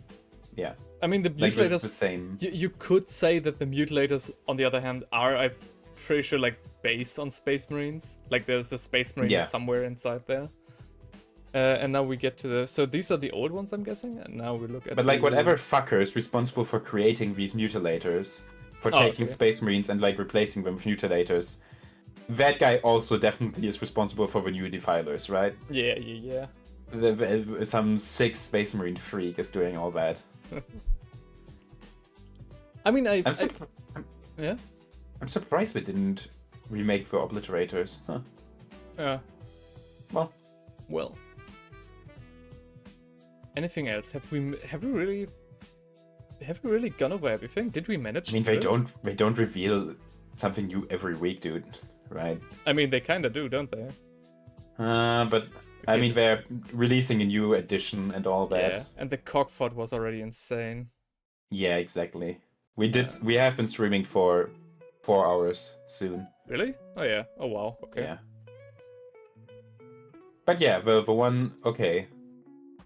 I'm looking for the pages of 40k, and yeah, I've reached Huron Blackheart and the big ass Necron. I guess that's it then. We've managed to pull it off. Did we talk about the Nightbringer? I think we did. Whatever. Nightbringer? Oh yeah, we did. The Necron guy. Yes, we definitely did. Nice. Yeah. I think that's it. Guys. Hell yeah, okay. We did. What was your top reveal today? Ooh, top reveal today? Like Stream the best Parade? reveal. Yeah, the problem is with Stream Parade is that I don't like from the thumbnails from most streams. I don't know really what miniatures are revealed where. I only know which topics we're talking about. Different to this thumbnail though. Had quite a lot of fun with this one. Which is my top reveal? Good question. And what's your least favorite reveal? Good question. Hang on.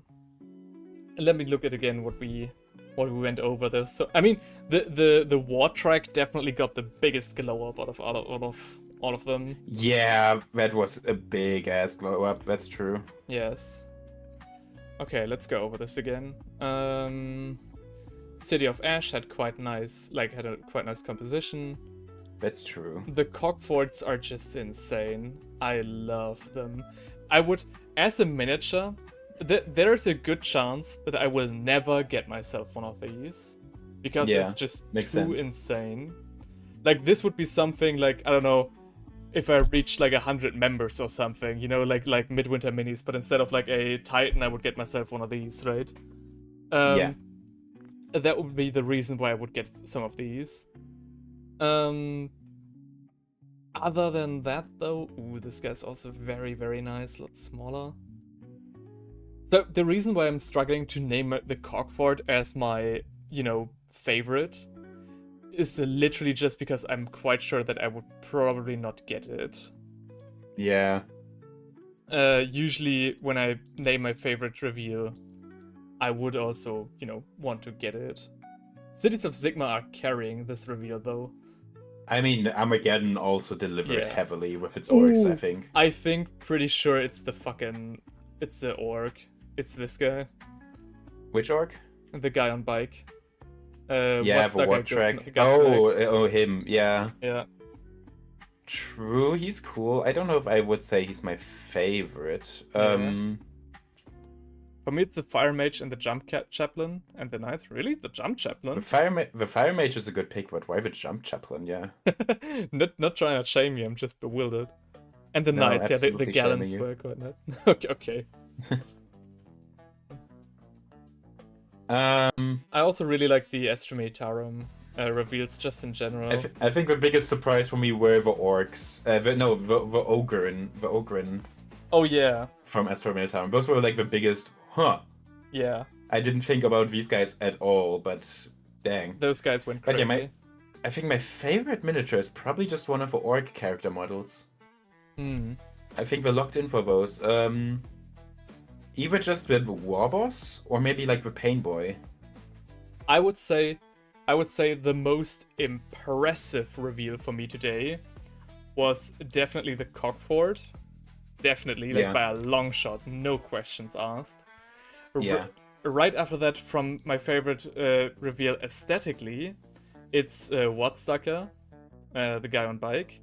Because this is just something that Games Workshop has never done this way before. So, you know, the way that they played around here, had fun, insanely cool miniature. It's crazy. Really, really good. And right after that, I would say, just in general, the Astra Militarum reveals, like Commissar Graves, has definitely a special place in my heart. But more than that, I'd even say just, and this might sound a little crazy, either the half-track or the Hippogriff, because those are the miniatures I'm most likely gonna get for myself. And as a Foxhole Logi enjoyer, I think it might even be the half-track, I don't know. Yeah. I think my favorite reveals were probably the orc character models. Right. The Cogfort is just a bit too, I think too high budget for me, so I didn't. Right. Yeah. I mean, the thing is, there is nothing where I would say this is the worst reveal of today. The only... What would... Kind of zoned out during the Horus Heresy reveals, I think. No, the Ogrins were there. I guess like the Prometheus Spartan was the worst one, because it's just the Spartan Land Raider but with different guns. That's not really a reveal though, is it? Yeah. I refuse to acknowledge that. Fair. I think biggest disappointment goes to... Biggest disappointment for me goes to Yarrick. Really? Yeah, I'm a be that guy. I'm a give a hot take here. I feel crazy. Yeah, I feel that my worst pick was actually Yarrick. The reason for that is that he looks too much. Like, it's not really that big of a step up, and it feels very forced because Games Workshop went out of their way to say in the 10th edition that he died off camera. Yeah. And now they just bring him back for pretty much no reason. Even the reveal trailer of him, like the Armageddon trailer, I felt like was corny as fuck. The way that he just appeared and held the speech, like, bruh. I don't know, a little bit uninspired in that regard. Very well made on, like, the animation level, don't get me wrong. But the writing, though, I don't know, the direction. Yeah. I don't know. And again, if I look at the old miniature, it's just not that big of a difference. Yeah, I'm gonna also be controversial. I'm gonna say, in my opinion, the chaplain with jump pack looks so heavy and clunky, but he's supposed to be a flying miniature. And then you pointed out that the smoke is just coming out of his foot. Oh, yeah. We're just like, okay, dude. I don't know. If it came out of his backpack, I would be like, yeah, sure. But out of his foot? There we have like the old Yarrick miniatures. Yeah. Like this one is this one is aura, pure aura. But like the old one with lobster claw, yeah. I mean, I do see the difference between this miniature and this miniature, like, of course. Yeah. But it's like, I don't know. Imagine, had they brought Yarrick back, but they went to the design of an old lobster claw Yarrick. Ooh. And like there was some implication that they're actually two different characters. That would be hilarious. Yeah. I don't know. I like Yarrick as a character. I think he's decent. I think he's been a little bit mishandled by Games Workshop. I don't know how to else describe it. But there was another thing. Oh yeah, regarding the smoke coming out of the foot of the guy. Hang on. The reason why that annoyed me is very simple, because that smoke is of course supposed to be like dust and dirt, right? Just dirt being swiveled, like stirred by the guy. You have the same dirt effect here with Wazdaka, but the difference is that it actually looks like dirt, right? You have the dirt down here that gets, stirred by the bike moving. And then you have the cloud of dust behind him being propelled by this thing. And the dirt from, like, the dirt dust cloud from the land speeder and the chaplain are just random puffs of smoke. I don't know. There could be a little model railway steam train under them. It would have the same clouds above it. So that's why it doesn't really feel right, even if you paint it differently. That's why I feel it's just weird. I think the chaplain is probably, in my opinion, the weakest reveal today. Alongside, of course, some of the, like, just basic tanks, which aren't really new, so I don't count them. Really going against the grain of the audience today. Yeah, but, you know, it's like a heavy, clunky Space Marine. You always have to suspend your disbelief that those heavily armored knights can be stealthy with their jump packs and agile. Yeah. And then you also give them a massive scepter and chains around his neck, and it's like, dude, bro, the thing is, what are you doing? The thing is, I do get it. I don't actually have that much of a problem of the chaplain, like, from his pose and everything. Because as far as this heavily armored hunk or lug, is considered, this is probably the way that he would look like propelling himself through the air. Like, this is probably as agile and a light as he can get. But I really just take issue with the puff of smoke. I don't know. I feel like this would have been better with just a see-through plinth. I don't know. I think this is something they have to cook a little longer. But this is, like, very nitpicky right here. Apart from that, everything was fucking awesome. I liked it very much. Yeah. And the new intercessors, for example, are aided by the fact that at least, I don't know. Is it really a big reveal here? I don't think so. Just a refresh. The intercessors are just intercessors and nothing else. The Space Marines get mocked by the orcs in terms of, like, the way that they always get mocked by the opposite sides, I think. But hey, it helps. I mean, they're the mascots, and people like them, so they get mocked. But in and of themselves, I think they look pretty decent. Not bad, not great. And I like the Bear Captain. Okay. I think that was that's it. Yeah. think so too.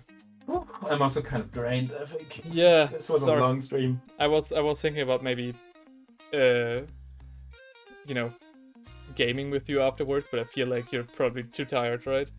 I don't know. What I'm gonna do now, but yeah. Alright. Either way, I think it's time to end stream. Thank you very much for all the people still in the chat, still watching. And yeah, I hope you enjoyed that. Finally, we were able to catch up with everything, give our thoughts. Yeah, kind of crazy that you can just step away from the hobby for almost a third of a year and then go over everything in just about 4 hours. Thinking about how we usually take like 3 hours for just a single review. So yeah, we're in quite a good pace today.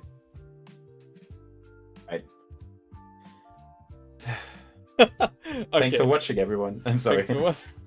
It's fine. Alright guys, thank you very much for watching, as Steinrich just said.